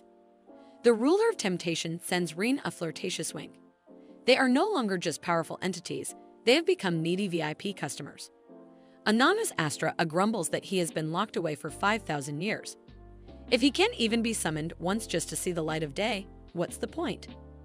Back in his day, contractors did everything their Astras asked of them. Anonymous Astra he insists that they are only worried about Rein. After all, who could possibly hurt her? She is strong on her own, but wouldn't it be fine if she summoned them just a little? Anonymous Astra C is unable to attend the conversation. He is too busy making a list of things to do once he is summoned. Rein understands their excitement. After only being able to assist her indirectly, they are desperate to enter the world themselves. They want this badly. She turns her attention back to the tower. There are no monsters nearby, which means it has not yet been activated. If that is the case, then the door will not open either. Only one option remains. She slams her fist against the door, activating both her fire and water powers, and demands to come to her. But inside the tower, there is no one. The ruthless blood leader scans the surroundings carefully. Rein's gaze lands on a stone slate, something she has never seen on any floor of the tower before. A system notification flashes before her eyes. She scowls, shouting in frustration. Is it really a system notification? She wonders if the system actually be the one sending her messages now, when it has never sent a single notification for hundreds of years, and now it suddenly chooses to communicate with her through the tower. It is shocking enough that the system has sent a notification like this, but Rein is even more surprised to find that there are more than just a few stone slates scattered around. As she scans the area, her eyes land on another slate. The message reads, "There's been an error in their reward distribution due to an unexpected bug in the system, and they are working hard to fix the problem. But it doesn't look like they will be able to resolve it anytime soon." They understand that Rein is eagerly waiting for her reward, and after some urgent discussions on the matter, they'd offer a solution to her. Rein scoffs that at least they seem to have some semblance of a conscience. However, the system notification has other plans. Another slate appears before her, stating that they would like her to fix the bug for them. Apparently, after analyzing the issue, they have determined that the bug responsible for breaking the system is right here in this very tower. Once she clears the tower, the bug will be fixed as well. The ruthless blood leader calmly advises Rein to be patient and read a little further. Begrudgingly, she picks up another slate. This one states, since they know they shouldn't leave the entire debugging process to her, they were willing to offer some help. They presses they can't get rid of the tower immediately, but they can intervene in how she can clear it. Wow, so much help. Dear system notifications, how generous. The message continues, explaining that due to a recent patch, the difficulty level for clearing the tower has been lowered. She can now expect the quest to not only be easier, but also more interesting, and promotes her why don't she enjoy a little romance this time around. The system insists her to enjoy the newly upgraded tower in this new genre, and promises that a big like this will never happen again. The system congratulates Rein for enjoying the new genre and promises that this will never happen again. However, it is clearly just making excuses. The system is noisy, like an overly concerned aunt, as it thanks Reen for trusting it and wishes her a speedy recovery. Apparently, it truly cares about her enjoyment and happiness. At last, Reen receives the epic quest. Each floor of the tower has a trial prepared. Clearing the trial clears the corresponding floor. Clearing the tower trial on the final floor will make the tower disappear. Clear conditions are clearing the tower trial on the final floor. Clear rewards would be bug removal and termination of transmigration, returning to the original world. Having seen enough, Reen breaks the slate in her hands. The sinister blood cult leader considers that summoning themselves may no longer be necessary. The monarch of waves and healing offers Reen warm water, while the sovereign of seduction, with a knowing smile, suggests that he will place a handsome man in her dreams tonight. Reen was waiting for this quest for so long, however, Reen is not happy at all. Instead, she is furious. How can she trust the system's assurance that there will be no more bugs? And how can she believe the words of those who won't even tell her how many floors this tower has? How can she be certain that she won't be trapped here forever? The monarch of waves and healing suggests that they start by checking the first floor trial, and Reen reluctantly agrees. She is not the only one desperate for this damned transmigration to end. The constellations bound to her, their contractor, are just as eager. Only when her transmigration ends will they finally gain their freedom. Reen seethes with anger. Since the system claims it will help her clear the trials, it will likely lower the difficulty, unless it truly has no conscience at all. The sinister blood cult leader boasts that they will be able to clear the quest. The monarch of waves and healing praises Reen, declaring that she is the strongest in the world and cannot be defeated. The sovereign of seduction encourages her to do whatever she wants. Their words embolden Reen, reassuring her that everything will be fine. After all, this is just about killing monsters. And it's not like they have ever seen her fail a quest before. Tower Trial 1 STG floor quest comes. The tower that suddenly appeared in this romance fantasy world is just as interested in creating disasters as it is in romance. Perhaps that is why it demands romance from her. And in romance, there must be a male protagonist. As the female protagonist of this novel, she must personally choose the male protagonist to satisfy the tower's demands. Clear conditions were designate 3 candidates for the male protagonist and inscribe their names on the monument. Reen stands up, her aura darkening as she reads the trial. The 3 leaders fall into silence. What is this sound? It is the sound of Reen, the Great, falling into a quest scam. Upon seeing the guide window, she quietly leaves the tower. The reason is obvious. Let alone 3 male-led candidates, she doesn't even have one. The 3 leaders exchange glances before turning their gazes toward Reen. Isher and Sidin call out to her. Sidin, ever nosy, asks whether her journey was long and cold and if she would like to borrow his cloak. Not wanting to fall behind, Isher also gets involved, questioning why Reen looks so weak and whether she has been injured. Reen's head throbs. Why in the world do these 2 have to shine so brightly when she is troubled? She wishes the system wouldn't force her to choose one of them as the male lead. Why is she the only one expected to engage in romance here? And what if she chooses one of them and they don't even like her? The tower's clearing conditions would fail. The monarch of waves and healing strongly affirms that the system is at fault this time. The sovereign of seduction laughs, saying the system has clearly overestimated Reen.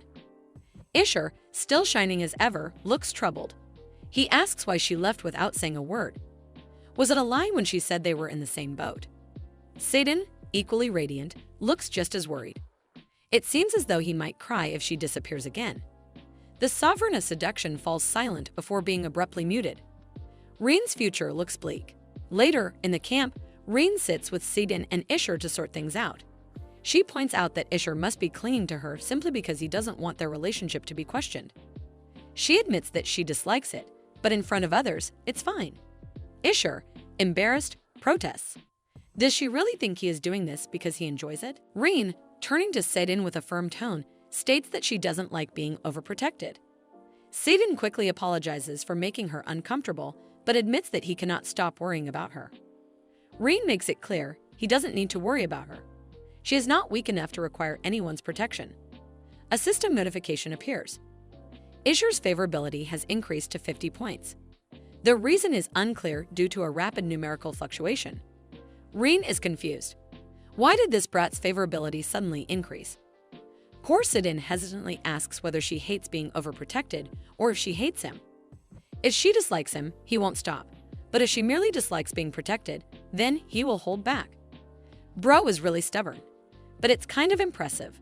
Confused, Rein reassures him that she only dislikes being overprotected. Suddenly, Sedin favorability increases by 200 points.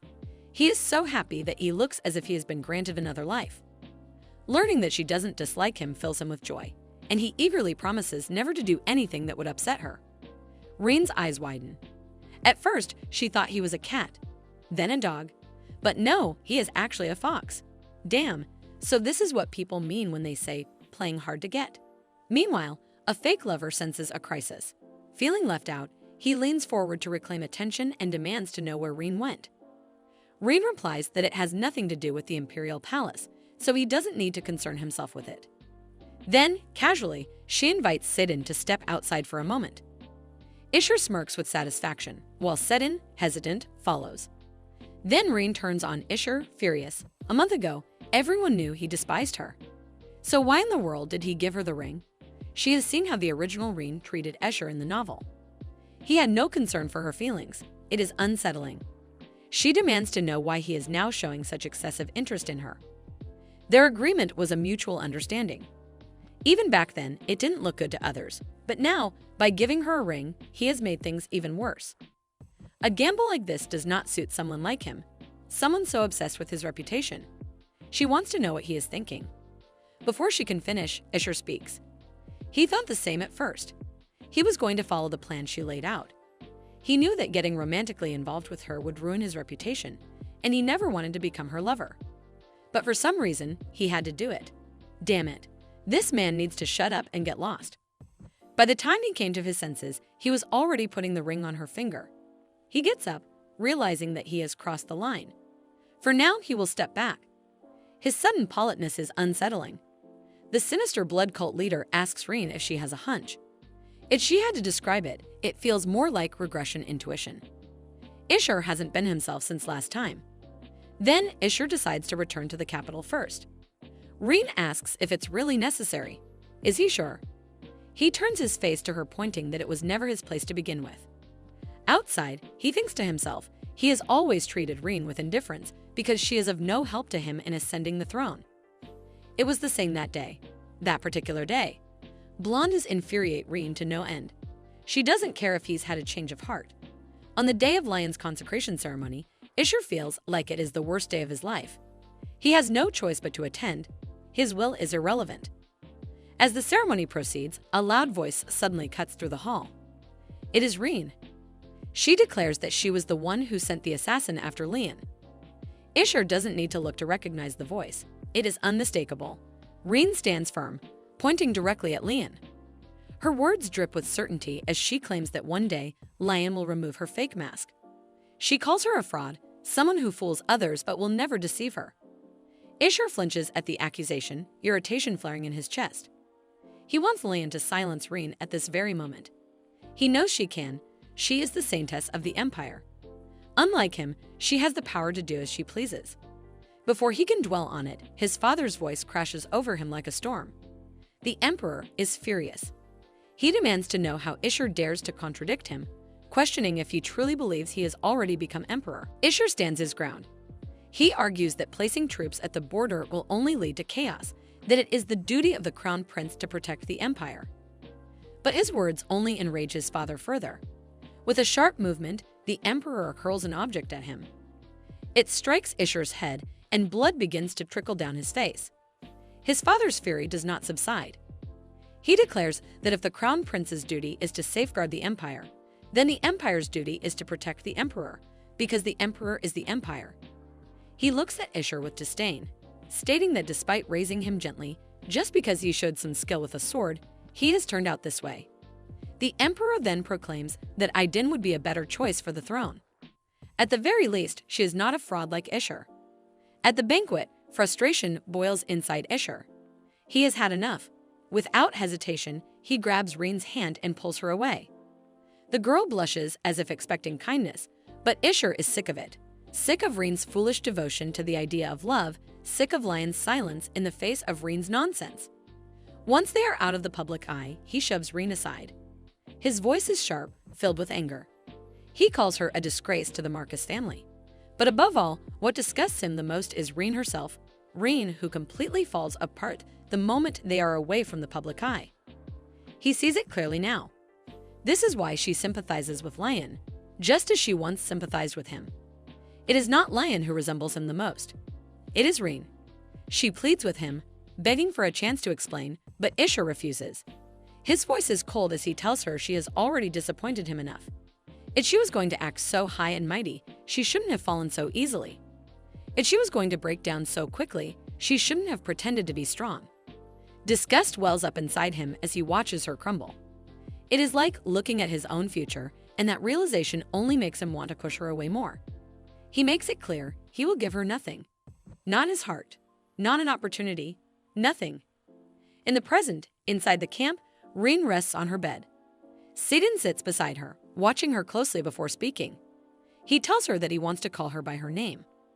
Rein turns to him, confused. She asks why he would hesitate. If he wants to call her by her name, nothing is stopping him. He can do whatever he wants. But as she speaks, a memory rises in her mind. The conversation she had with Sedin in the park after Escher's proposal. Her expression darkens. Sedin notices immediately and asks what is wrong. Rein hesitates before answering. She tells him that if he insists on adapting to her, she wants to make something clear. She reminds him of how she initially refused to become his master, how she struggles with forming relationships. Despite that, he still accepted her. She tells him that she likes him, but only as another human being, nothing more. Sidin smiles. Bro seems genuinely happy just to be liked by her as a fellow human. Rein has learned something from her past life. Affection is something to withhold. No one knows when a relationship will end or when a person will die. Giving her heart to others feels like a waste. Yet, despite everything, she always ends up caring. She remembers the ones who kept approaching her despite her rejections. The ones who stayed by her side even when she ignored them. In the end, they either left her or died. Everyone she has ever loved has hurt her in some way. She understands now, caring about others will only lead to suffering. Even if she were to return to her original world, she knows this mindset is too deeply ingrained. She won't be able to change, not even for her own family. People influence each other. They get close, they sway, they change. But she has been through enough. She is sick of it. Above all, she wants to stay true to herself. She looks at Sedin and asks if he understands. Sedin, without hesitation, says yes. Gently, he reaches out and tucks a strand of her hair behind her ear. He tells her that no matter what kind of person she is, he will always obey her, because her pupil is a good disciple. For a moment, Rein smiles. Indeed, he is a good pupil. She cannot tell if he is more like a fox or a dog at this point. She has met many kinds of people in her life, but Sedin is different. He follows her for no particular reason. Even when he seems to go his own way, he always returns. She is used to being alone, and yet she finds herself wanting this relationship to stay exactly as it is.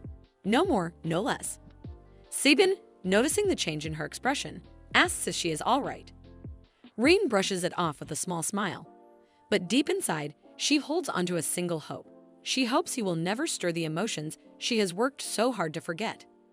Rein receives a special quest notification stating that Sedin has earned 500 favorability points, allowing her to change their relationship status to either romantic or mentor-disciple.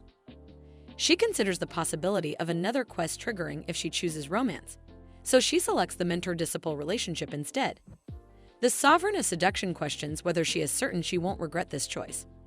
Rein acknowledges that she might regret it eventually, but not right now.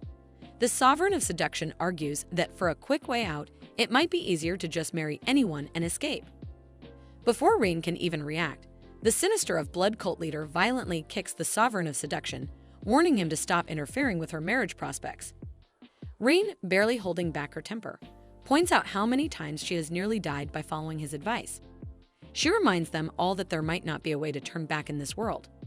Things may not be familiar, but with only one chance at this, they need to be extra careful.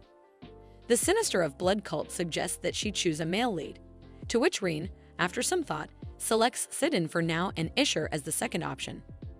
As for the third candidate, she ponders for a moment. Just as she contemplates who to choose, the Sovereign of Seduction raises his hand with a knowing smile, clearly having an idea. Rein immediately gets serious, fully expecting something terrible to come out of his mouth. The monarch of waves and healing furiously warns her not to listen to the demon lord, and even the sinister of blood cult leader agrees. The sovereign of seduction protests, arguing that they should all want to be free, whether that means eternal rest or something else entirely. Rein sighs and allows him to speak. With a dramatic flourish, the sovereign of seduction clears their throat, adjusts their collar, and confidently offers to be her third male lead candidate. Rein, exasperated but resigned, finalizes her choices. The sinister of blood cult suggests she reconsider, while the monarch of waves and healing expresses concerns about her heart. She assures them all that she is perfectly fine. Besides, the quest is already completed, so there is no turning back. Eager to see what comes next, she checks the new quest. The new mission states that now that she has chosen her male leads, it is time to start romance with them. However, before anything begins, she must first check her own feelings. The quest conditions state that once her favorability towards a male lead exceeds 100, she will fail to return to her original world. Rein, upon reading this, throws the quest slate across the room. What kind of quest is this? Making her wonder if the system really trying to help her, or is it just messing with her? The system chimes in, informing her that she can check her favorability points at any time. She scoffs, thinking that reaching 100 favorability points should be easy. She can just pick anyone and be done with it. But before she can act, the sinister of blood cult leader yanks her away, while the monarch of waves and healing physically blocks the favorability check window. The sovereign of seduction vehemently opposes her rash decision, urging her to think carefully. Rein, irritated, demands to know why they are making such a big deal out of this. The sinister of blood cult leader bellows at her to take a good look at her past relationships. Rein freezes. What past relationships? She's never had anything like that.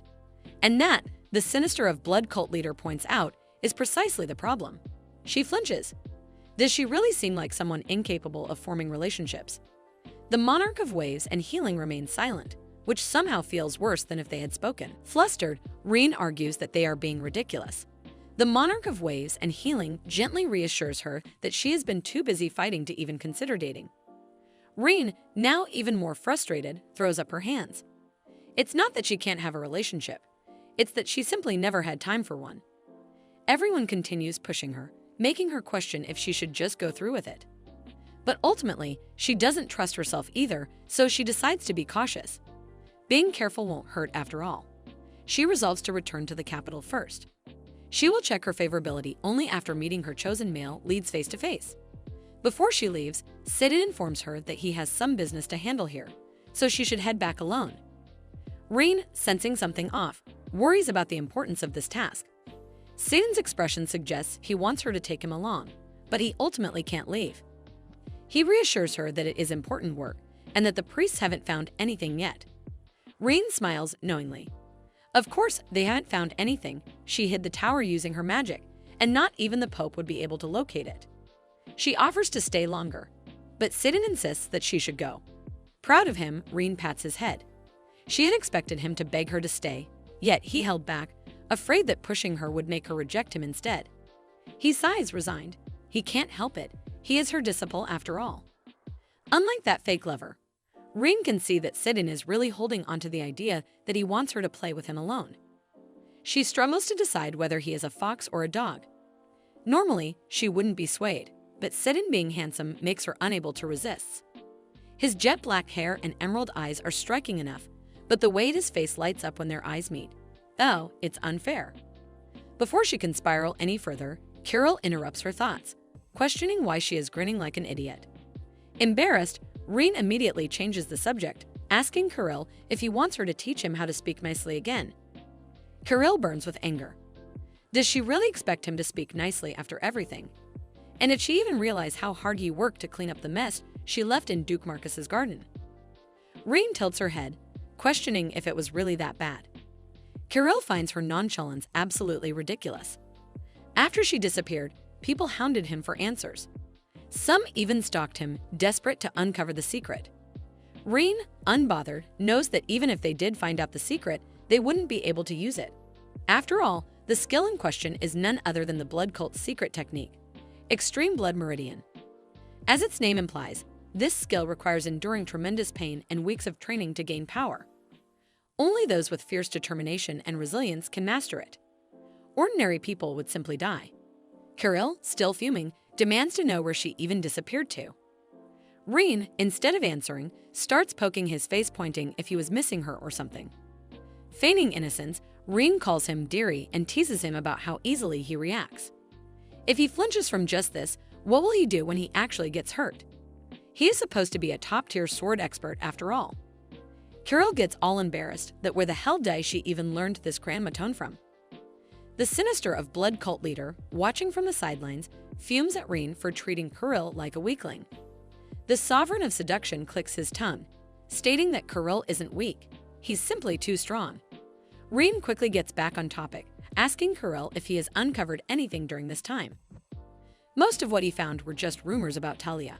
The divinations performed at the last party only revealed vague truths about those who tried to kill Lian. Not particularly helpful. Kirill grumbles, wondering why she expected anything more. But Rein isn't looking for just what people see, she wants the full picture. She wants to find the real mastermind behind all of this. Kirill stares at her, exasperated. And just how is he supposed to do that? Rein gives him a tongue twister of an answer, suggesting that he find someone who benefited without doing anything. Kirill mulls it over. Does a person like that even exist? If the target is Isher, there's only one person that comes to mind. At the same time, both of them say it, Princess Aiden. Rein, smug, pokes him for guessing correctly. Kirill groans. Even if the princess is suspicious, how are they supposed to prove it? Rein grins. There's only one way to confirm it, by meeting her in person. She starts whistling, and Kirill stares at her for a moment before realization dawns. He screams, knowing exactly what she is planning to do. She smirks, and just like that, Rein suggests Kirill to go to the Imperial Palace. While she's there, she might as well check Isher's favorability points. Oh, and if she has the time, she'll burn the palace down too. On the day of departure from the Imperial Palace, Reina asks Water Sister if she has been able to track down Lian. A while ago, she had requested Water Sister's help in finding Lian. As the monarch of waves and healing, the guardian of all waters, Water Sister is naturally adept at tracking. As expected, she had indeed found faint traces left by Lian. Everything happening now could be resolved if Lian were here. Instead of waiting for Isher and Sedin to find Lian, Reina smiles, deciding that it would be much faster if she went to find her herself. However, Water Sister informs her that the traces of the Saintess have suddenly disappeared. This is annoying. Reina asks where was the last trail. Water Sister conjures a shimmering map of the Empire made of water. The last known location, a place they had visited recently, the one with the tower. It's the right path, but not exactly there, Water Sister clarifies. Reina is about to say something when someone calls her, reminding her that it's already time. She groans in frustration. She'll come back soon. The one calling her clearly has no manners. Finding love is probably going to be difficult for her. The sinister blood cult leader, Ever the Menace, teases her, saying she's not the only one who can't do it. Rainey grumbles. Even if she gets the constellation summoning skill, she will never summon her Gramps. The sinister one sticks out their tongue, smugly pointing out that she can't use the skill either. Whatever. As Renan prepares to leave, she realizes that if they are waiting for her for that long, and for some reason, Ant is tagging along too, then, well, there's no reason to refuse. Above all, the subquest relationship development has been cleared. Progress. Rainey glances at Ant and Kirill, checking their status windows. Both have improved significantly. Of course, most of that favorability rise is probably because she enjoys teasing Ant. She tells them to hurry up, but then notices something strange. Ant has frozen in place. Sedin starts laughing. Rena looks around, confused. Both Sedin and Ant seem to be staring at her like she has grown another head. She demands to know what's wrong. Ant, instead of answering, orders Kirill to slow down. Kirill, smirking, takes this golden opportunity to tease Rena. Now that she's dressing more modestly, it's a bit of a shock. Back at the palace, she used to dress so flamboyantly whenever she had the chance. Rena finally gets what they mean. These days, she's just more selective about what to wear and where to wear it. At first, she never understood why Rene dressed the way she did. But now looking back, she has an idea. Maybe it was like armor, covering up her sadness, her misery, keeping everyone at a distance. Kirill notices something else too. Even Rena's expression has changed. Rena frowns. What about her expression? Kirill points out that she smiled. She never smiled at them before. Now that she thinks about it, she must have despised them before. No wonder they never got to see her smile. But now they see it, and it's actually kind of great. When Rena returns, she hopes she will be happy. Instead of using her clothes as armor, she should wear something comfortable, something she wants to wear. Instead of pushing away everyone she fears, she should be able to smile among those who love her.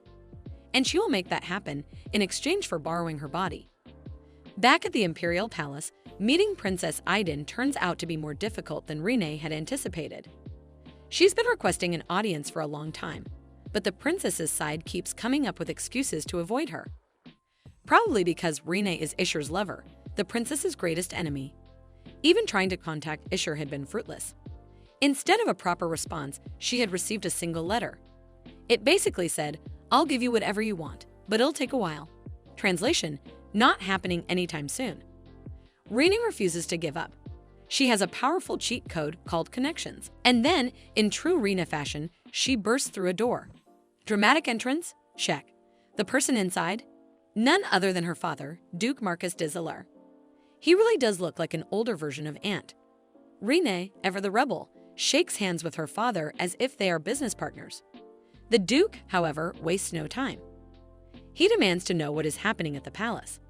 Then, as expected, he turns his anger toward Ant. Hasn't he entrusted the house management to him? He had strictly prohibited them from getting involved with palace affairs.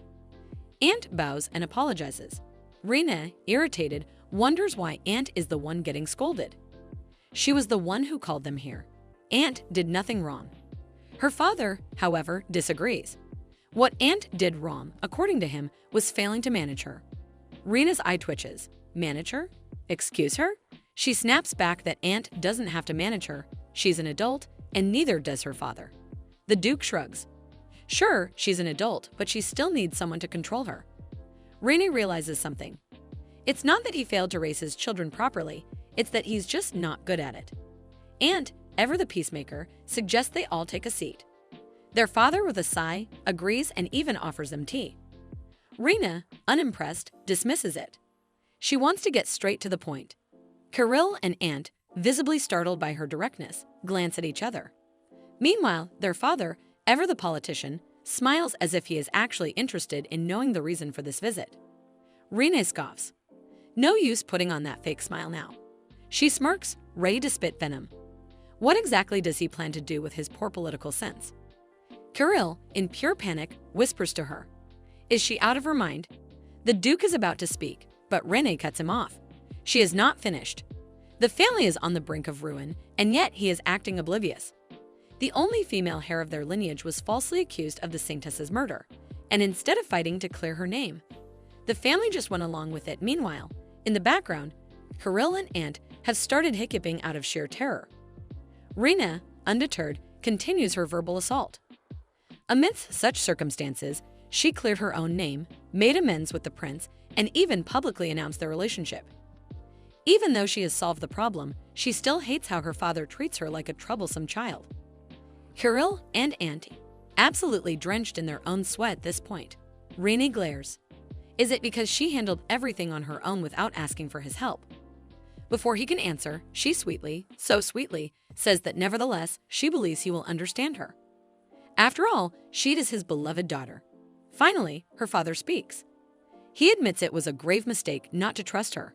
Rena, not satisfied, urges him to acknowledge it was a big mistake. The Duke, ever the cryptic old man, smiles that it was indeed a huge oversight. Rena smiles back, but inside, she is cursing. What a cunning old fox. Her father then suggests that in the future, she inform him about such big matters beforehand. Rene internally mocks him. Then come home sometime. Outwardly, she smiles sweetly. Of course, she wanted to tell him in advance, but it was simply too difficult to meet him. Kirill and Ant whip their heads toward her. What does she mean by next time? Rena only smirks. Whatever it is, she will handle it. Now that she knows he's behind the issues in the ducal family, she has no intention of standing back and watching wicked adults torment the kids. Bro is a baddie.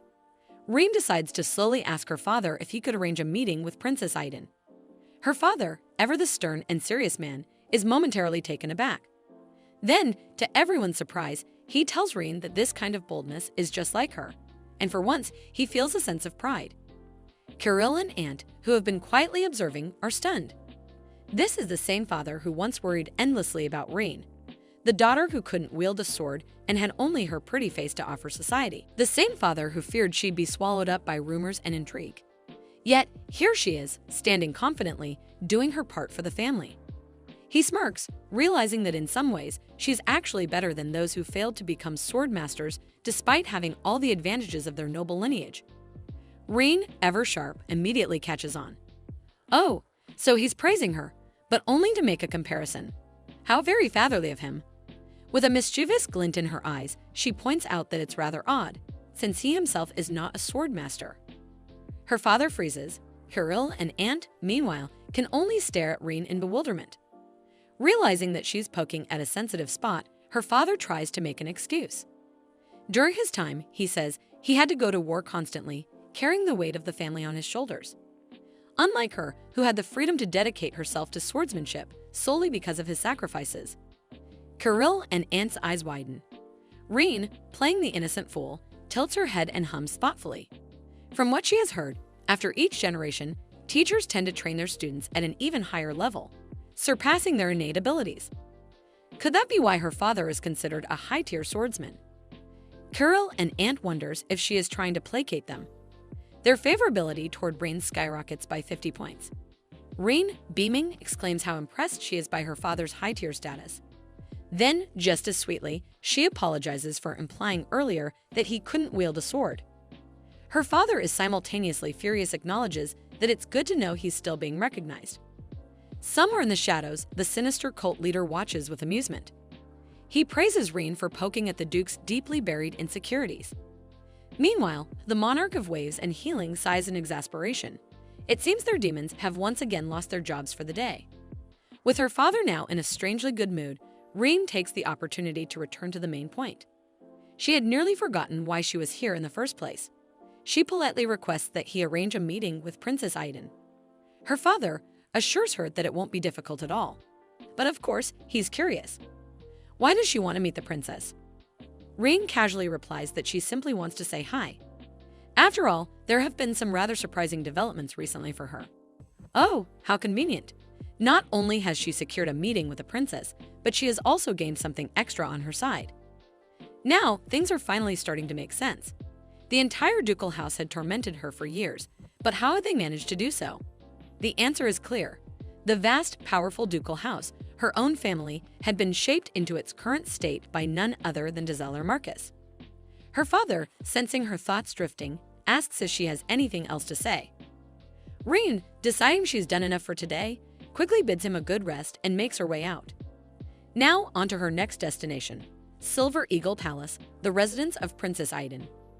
Guarded by the Silver Eagle Knights and filled with pure silver energy, the palace radiates nobility and prestige. Rein, however, is far from impressed. Standing there, waiting for minutes, actual minutes, she seethes with frustration. Why must she be kept waiting like this? Why is everyone here so obsessed with these outdated customs? The palace, old-fashioned. The princess, old-fashioned. Even the very constellations in the sky, old-fashioned. The sinister cult leader wonders if perhaps he, too, is considered old-fashioned. Meanwhile, the Monarch of Waves and Healing gazes blankly into the sea. The princess allows her in, and Rein bows deeply with impeccable demeanor. Princess Aiden sits elegantly on her chair, her expression unreadable as she acknowledges that it has been a while. With a smirk, she notes how eager Rein seems to have been to meet her. Rein, ever perceptive, immediately senses that this conversation is not going to be easy. Determined, she announces that she has come to inform the princess about a new clue regarding the missing Lian. But before she can elaborate, the system's familiar and utterly exasperating notification appears, forcing her into yet another ridiculous choice. This time, it demands that she classify Aiden as either a friend or an enemy. If she chooses friend, her favorability points with Aiden will increase, but if she picks enemy, they will plummet. Rein clenches her fists. Oh, not this nonsense again. The system had already pulled this trick twice before, using its stupid time-limited quests to mess with her life. But now it was just getting annoying. She barely even knows where she stands with Aiden to begin with, and the idea of losing another 200 points makes her want to scream. Aiden, completely unaware of the internal battle Rein is fighting against an invisible system, gestures for her to sit. Rein obeys, still wrestling with her growing frustration.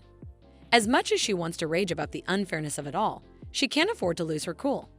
Instead, she tries to focus on the matter at hand. Reaching into her pocket, she states that Aiden must have already heard about Sidon being dispatched to the north. Aiden nods, mentioning that Isher had informed her. He was asked to assist the temple there. Rein produces the object Sidon had sent her, a small box. When Aiden opens it, she finds deer bones inside. Not just any bones, but ones that emit a strange aura. Apparently, they had been found in the remains of a creature that had been partially eaten. Sidon, being the meticulous person he was, had collected them. Curious, Aiden asks Rein what she thinks of them. Without hesitation, Rein replies that they must be from the knee. She is correct. The knee had been completely shattered, likely by a trap, and yet, strangely, the aura surrounding it had pieced the fragments back together. That alone is unusual. The ability to perfectly restore shattered bones is rare, extremely rare. And those who would bother using such a power on a dying deer? Even rarer, Rein, never one to leave a mystery alone, asks Aiden how many people come to mind who could have done such a thing. Aiden doesn't even have to think. There is only one person. Still, Rein had done her due diligence, investigating further. No priest had been found in the area. This was getting interesting. But what Aiden finds even more interesting is not the evidence itself. It's Rein, baffled, stares at her. What on earth is that supposed to mean? Aiden elaborates. Rein, of all people, has been quite vocal about not wanting the Saintess to return. And yet, here she is, so passionate about investigating her disappearance. Rein bristles. What is she trying to say? Of course, she hopes for Lena's return. Aiden's expression remains unreadable. Even if it means Rein will be pushed aside when the Saintess arrives, Rein hesitates for only a moment before responding. That remains to be seen. Again, Ever the tactician moves to a much more sensitive subject, the engagement between Lion and Isher. She points out that it was never a simple engagement.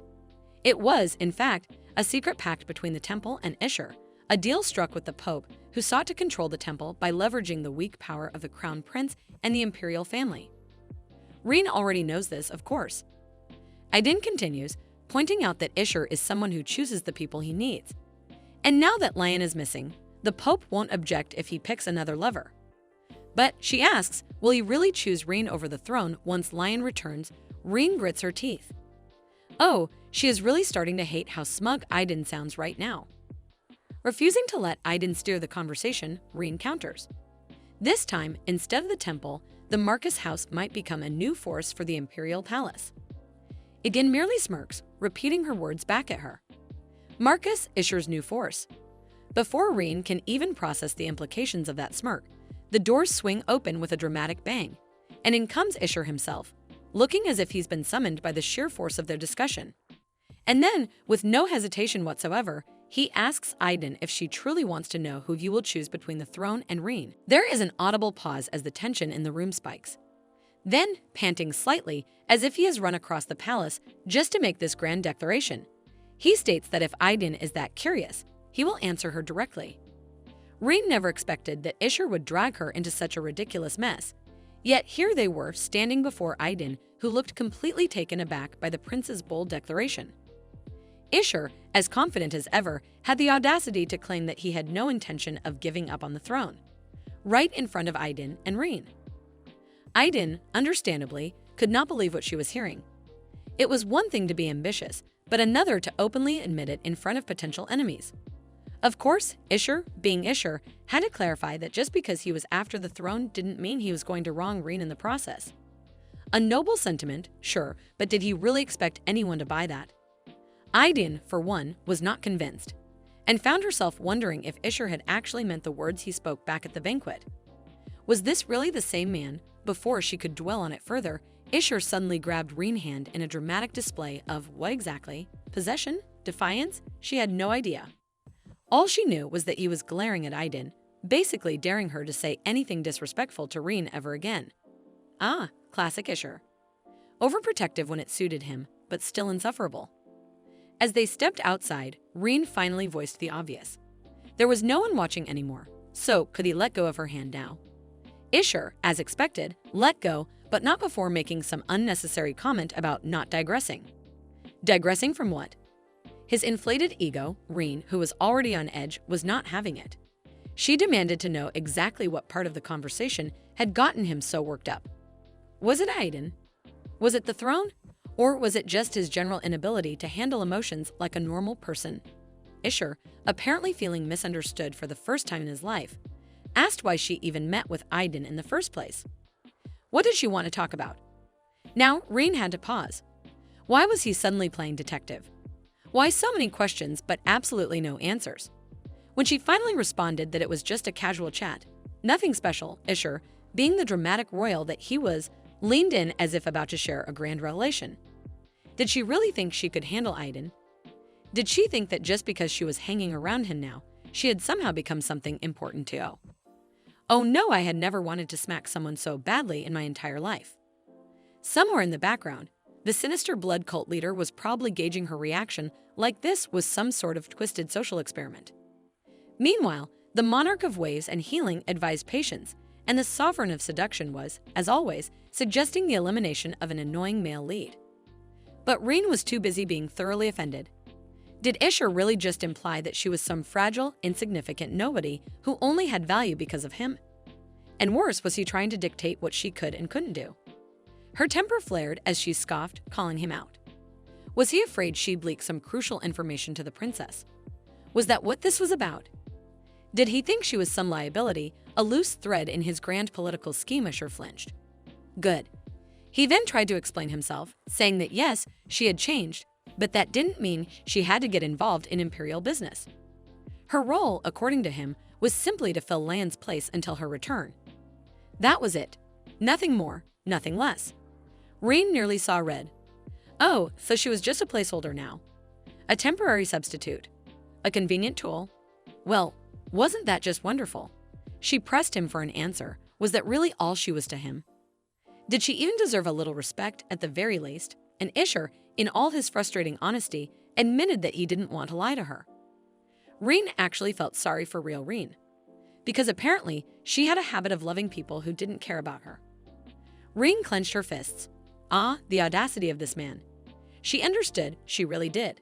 But why should she stay here for his sake?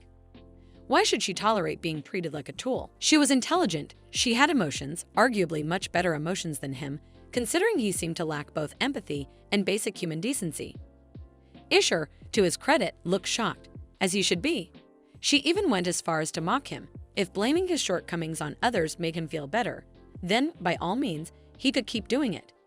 But she wasn't going to sit around and let him treat her like an object. She turned to leave. Isher, in a rare moment of panic, rushed after her, trying to clarify that he didn't mean to say it like that. But Reen was done. She assured him not to worry. After all, she needed this relationship too, at least for now. It wasn't like she intended to end it at this moment. They were both using each other, and that was fine. But he had no right to treat her like she was disposable. Elsewhere, the sinister blood cult leader, probably enjoying the chaos, asked Reen if she was really that angry. She was, at least, not exactly. What bothered her more was that she had clearly lost her sense of judgment when it came to people. Why did she ever think she could trust someone like Isher? And worse, why had she, even for a moment, hoped for something more? The sovereign of seduction suggested eliminating yet another male lead. Not a bad idea, honestly. Before she could dwell on her exhaustion, Aiden reappeared, shifting personalities once again. Just what she needed. Reen smiles at her. Aiden, to her credit, was actually here to apologize. Apparently, she felt that her earlier words had been inappropriate, and she shouldn't have doubted Reen's relationship with Isher. Funny, because Reen was now doubting it more than ever. Aiden then made an offer. If Reen remained in the palace, she would personally provide proof that Isher was deceiving her. And then the system popped up with a simple question. Identify Aiden as friend or foe. Panic set in. She hadn't even finished processing everything with Isher yet. The sinister blood cult leader suggested choosing based on feelings. The monarch of waves and healing advised careful thought. The sovereign of seduction, ever dramatic, suggested considering Isher's favorability, which was still loading. The fact that it was taking so long gave her no choice but to follow her gut. Aiden called out to her again, noting that Rein had changed. Before, she would have refused outright. Now, she was actually thinking about it, and that was exactly the problem. She could no longer trust Escher, but she also couldn't trust Aiden. Aiden, seeing her hesitation, reassured her that if she chose her, she wouldn't regret it. Rein, after a long pause, grabbed Aiden's hand, then immediately rejected her offer. The system dinged. Aiden's favorability, minus 280. Ouch! Aiden glared. Was she serious? Did she even have a reason? Rein, being the rational fool that she was, admitted that Aiden's offer was reasonable. Rejecting it was foolish, and Isher. That fool was so exhausting to deal with. But in the end, she had decided to trust Isher. More importantly, she had decided to trust herself. Because why complicate things? Even if the quest got messed up, so what? At least, this time, she was following the real Rein. A few days pass at Marcus Manor, and the Sinister of Blood cult watches Rein closely, his curiosity growing. He asks if she is still caught up in her thoughts, as if he already knows the answer. The monarch of waves and healing, always ready to comfort, insists that if it was Rein's choice, then it must be the right one. But Rein isn't so sure. She spends days feeling troubled, replaying the moment she chose Isher over Aiden, the sovereign of seduction. Doubts creep in. Her choice seems closer to Aiden, even though she claims that neither of them truly suit her. If she absolutely had to pick, she admits that Aiden feels more compelling. But Aiden is also suspicious, too cunning for comfort. Rein knows very well how dangerous it is to join hands with someone whose true intentions remain unknown. The uncertainty unsettles her, and on top of that, she has an increasing desire to leave this place soon. But what does that really mean? This class hunter refers to the hunter Yeon from her past life and Rein in her current one. Their starting points are fundamentally different. In her previous life, both her body and soul had entered the novel, meaning there was no need to worry about the original host of the body. Everything belonged to her. But now, things are complicated. The soul is Yeon's, while the body belongs to Rein. Stuck between these two identities, she realizes that a time will come when she will have to return this body to its rightful owner. She can't simply act as she pleases while using someone else's form. The thought lingers in the back of Rein's mind. What if someone else had possessed her body instead? What if they changed everything about her life as they pleased? Worse, what if they decided to leave whenever they wanted, abandoning everything they had altered? The mere idea is terrifying. If something like that happened, it would feel like the end of the world. Meanwhile, the sovereign of seduction extends an invitation. If Rein chooses to come to the demon realm, they will treat her well there.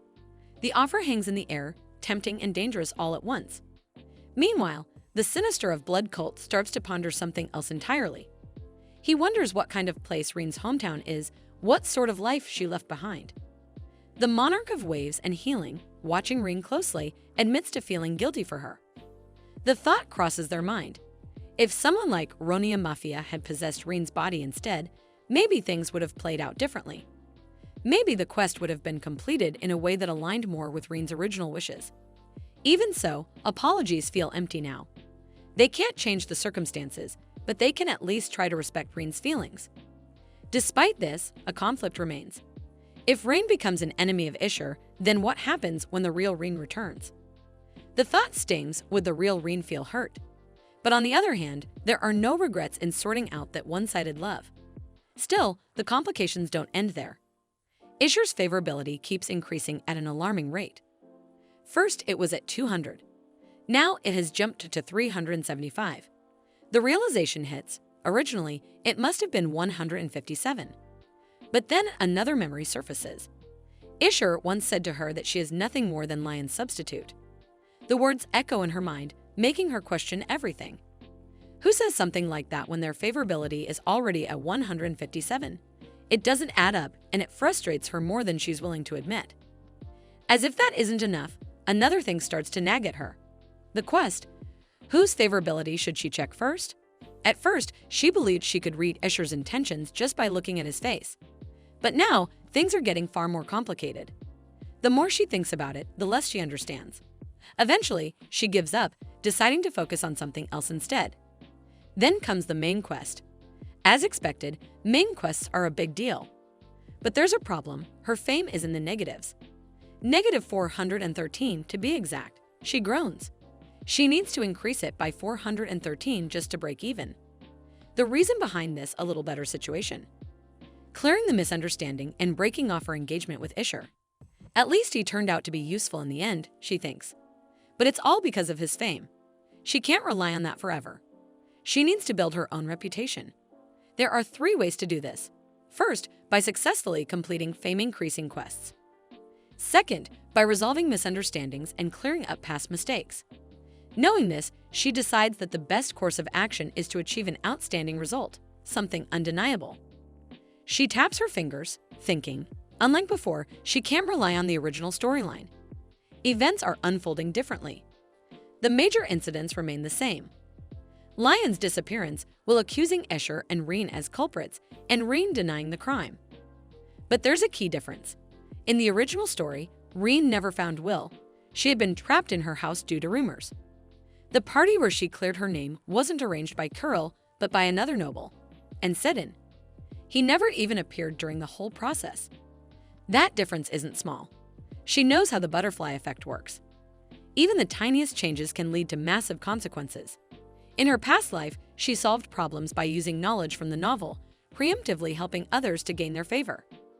But this time, she doesn't have that luxury. There's no script to follow, no pre-existing solution to borrow. She smirks. If that's the case, she'll just have to do things her way. Meanwhile, Sedin is struggling. Ever since he became a sword master, nightmares have haunted him. Night after night, he wakes up in a cold sweat, his mind filled with an endless void, undying fear, and heavy anxiety. It has become his routine, one he cannot escape. But then, something changes. For the first time in ages, peace finds him. He doesn't dream of fear and emptiness. Instead, he feels tranquility, something so unfamiliar that it almost startles him. It has only happened once before, not long ago on the same day he met Reen. Now, in the present, he stirs from his sleep, groggy and confused. His hand moves on its own, reaching out, and suddenly, his fingers brush against something warm. He blinks, it's Reen.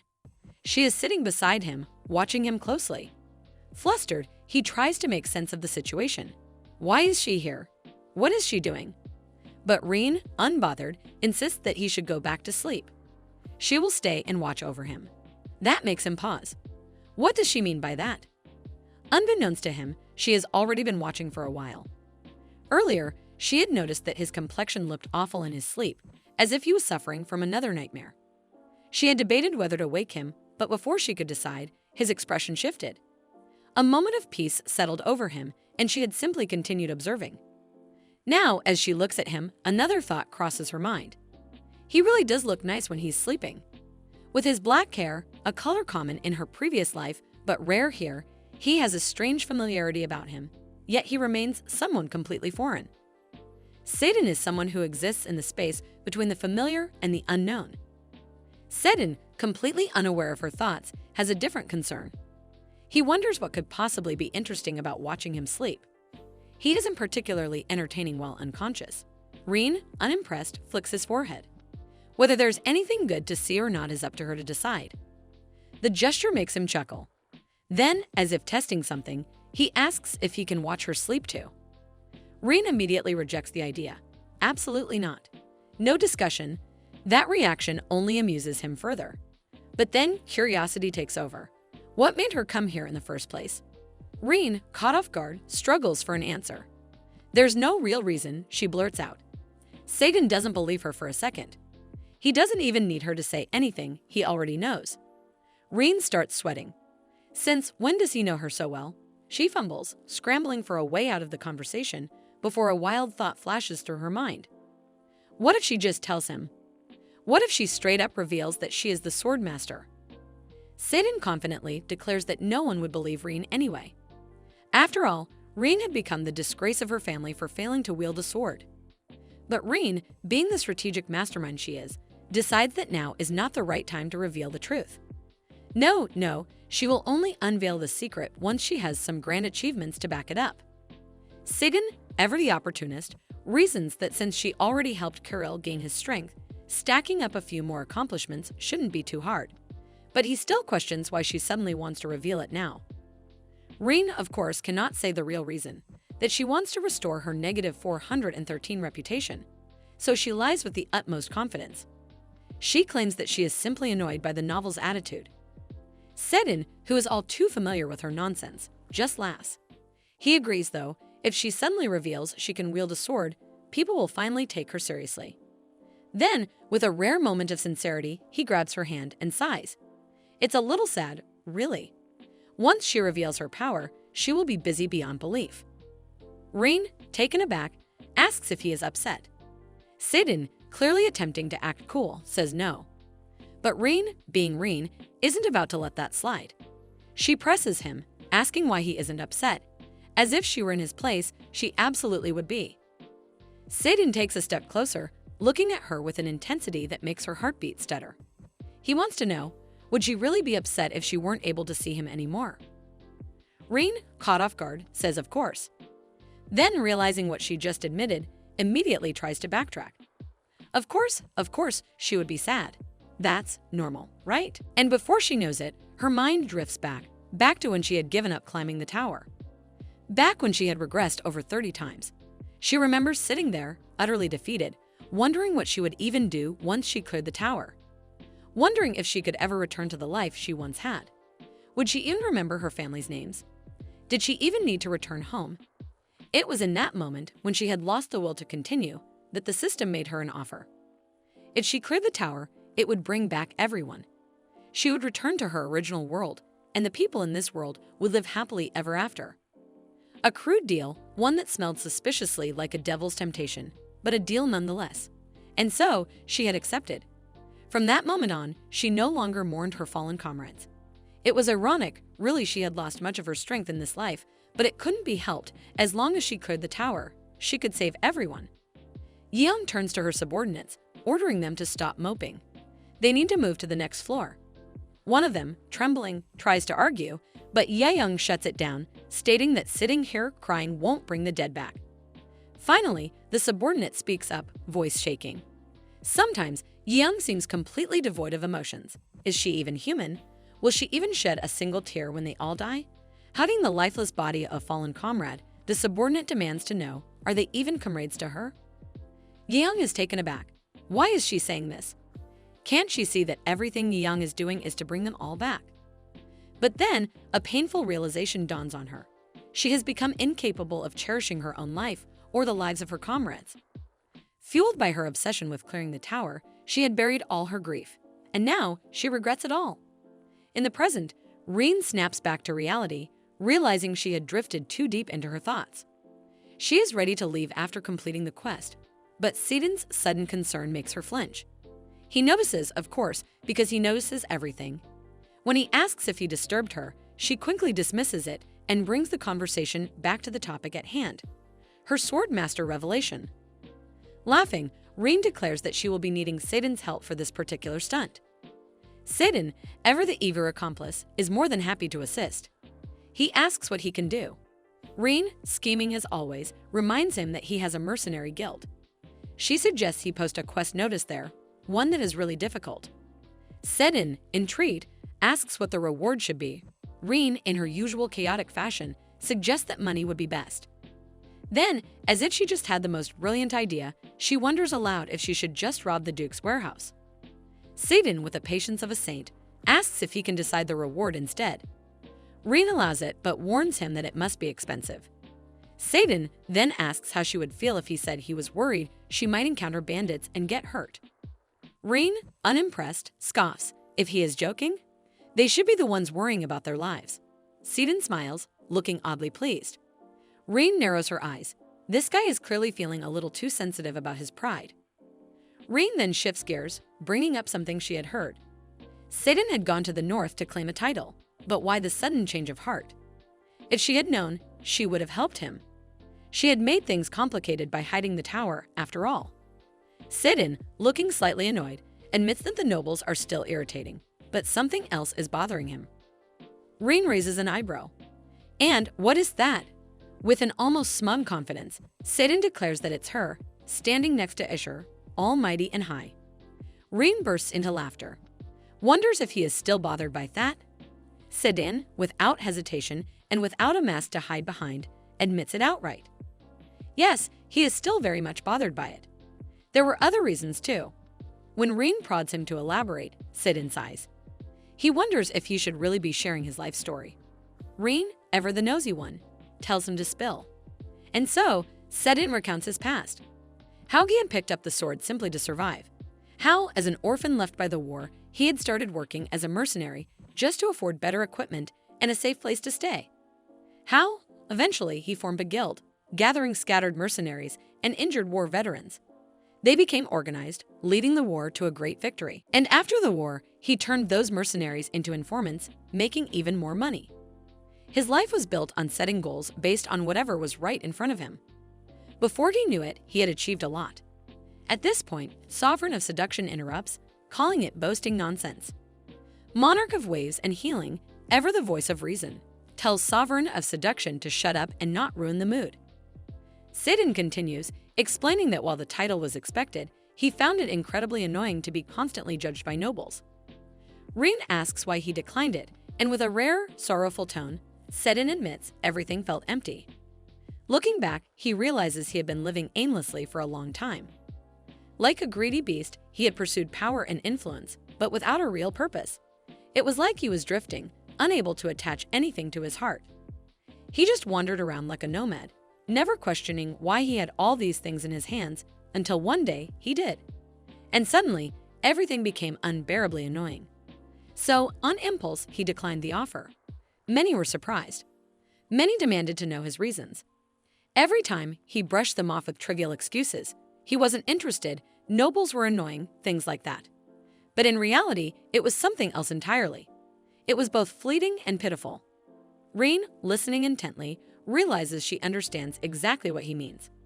If what Sidon calls emptiness is merely going with the flow, killing one's emotions for the sake of a goal, then she, too, knows that feeling all too well. Sidon chuckles, relieved that she understands him. He stands up, declaring that ever since meeting Rein, his stagnation has ended. The gears that had once been stuck are now turning again. He insists that everything he has gathered, his resources, his power, should be used by her without hesitation. If she allows it, he would be more than grateful. A few days later, rumors begin to spread like wildfire throughout the capital. People whisper about a fierce dragon appearing in the neighboring kingdom, Malafa. Some claim it is the dragon from the rumors. Others insist it must be that mad dragon. Soon, speculation grows. Wasn't this the same dragon that destroyed a kingdom 1,000 years ago? What if it comes to their empire? Meanwhile, someone comes informing that church work is being done. In the shadows, a mysterious man holding a blue rose is happy to hear this. This man, of course, is none other than Sidon. On the other side of town, a new quest notice appears. Sarah Guild is seeking a dragon slayer to subdue the wild dragon, Harlan, in Malafa and bring peace to the empire. Request details: the body of Harlan neck or heart. Reward: entire merchant guild owned by Sarah Guild and mercenary king Sidon and Sarad. Somewhere in the distance, all the leaders grab popcorn. Rein, upon reading this, rips the quest paper to shreds, screaming Sidon's name. Was this what he meant by choosing the reward himself? In the border region of Malafa, where the dragon had been spotted, Sidon hesitantly sensing the storm brewing in her glare. He doesn't even need to ask, she is clearly furious. Without another word, he quickly apologizes, knowing full well that he has messed up. Rein, arms crossed, demands to know what on earth he was thinking when he set the reward. Sidon, standing beside her, tries to assure her that it's all right. After all, she is the one who will win this quest. But Rein isn't having any of it. If anything, that makes her even angrier. She shouts that this is exactly the problem. She has no interest in enslaving people. And more importantly, what kind of logic made him go around calling her his master a few days ago?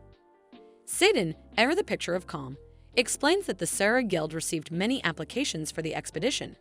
But in the end, only 3 people, including himself, were chosen.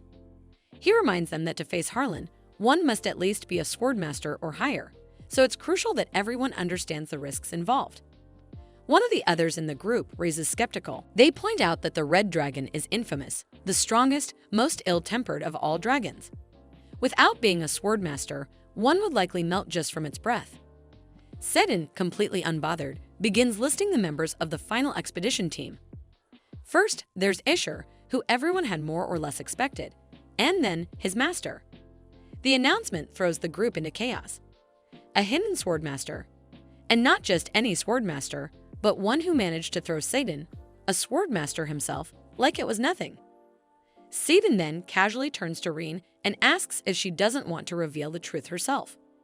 Rein, nearly shaking with anger, bangs her fist down. Of course she wants to.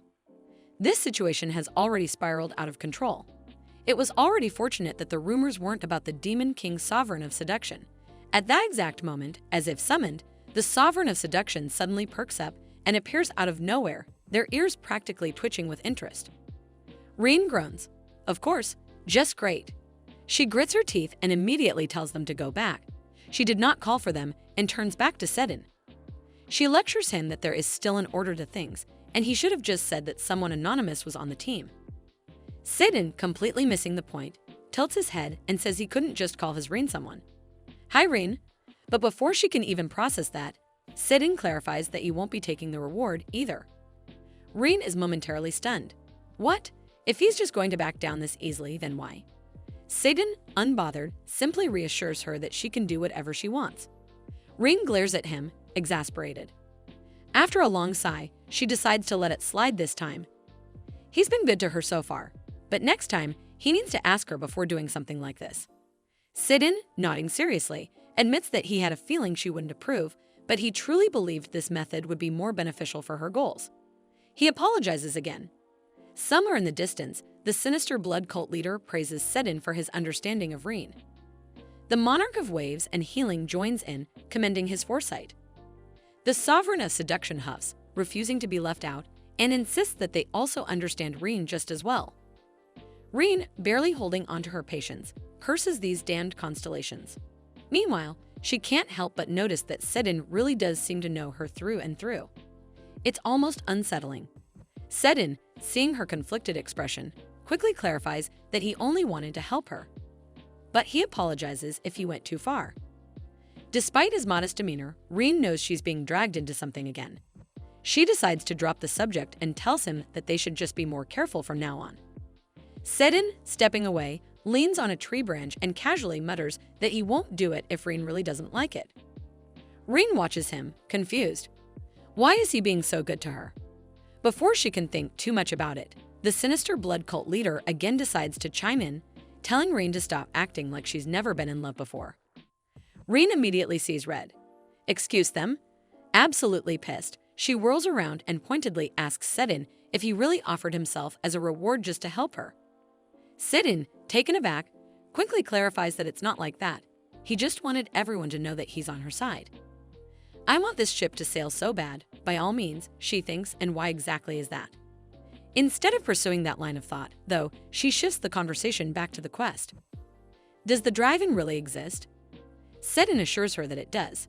After all, her reputation is at risk. He wouldn't lie about something like this. But the timing was a little too perfect, making Rein suspicious.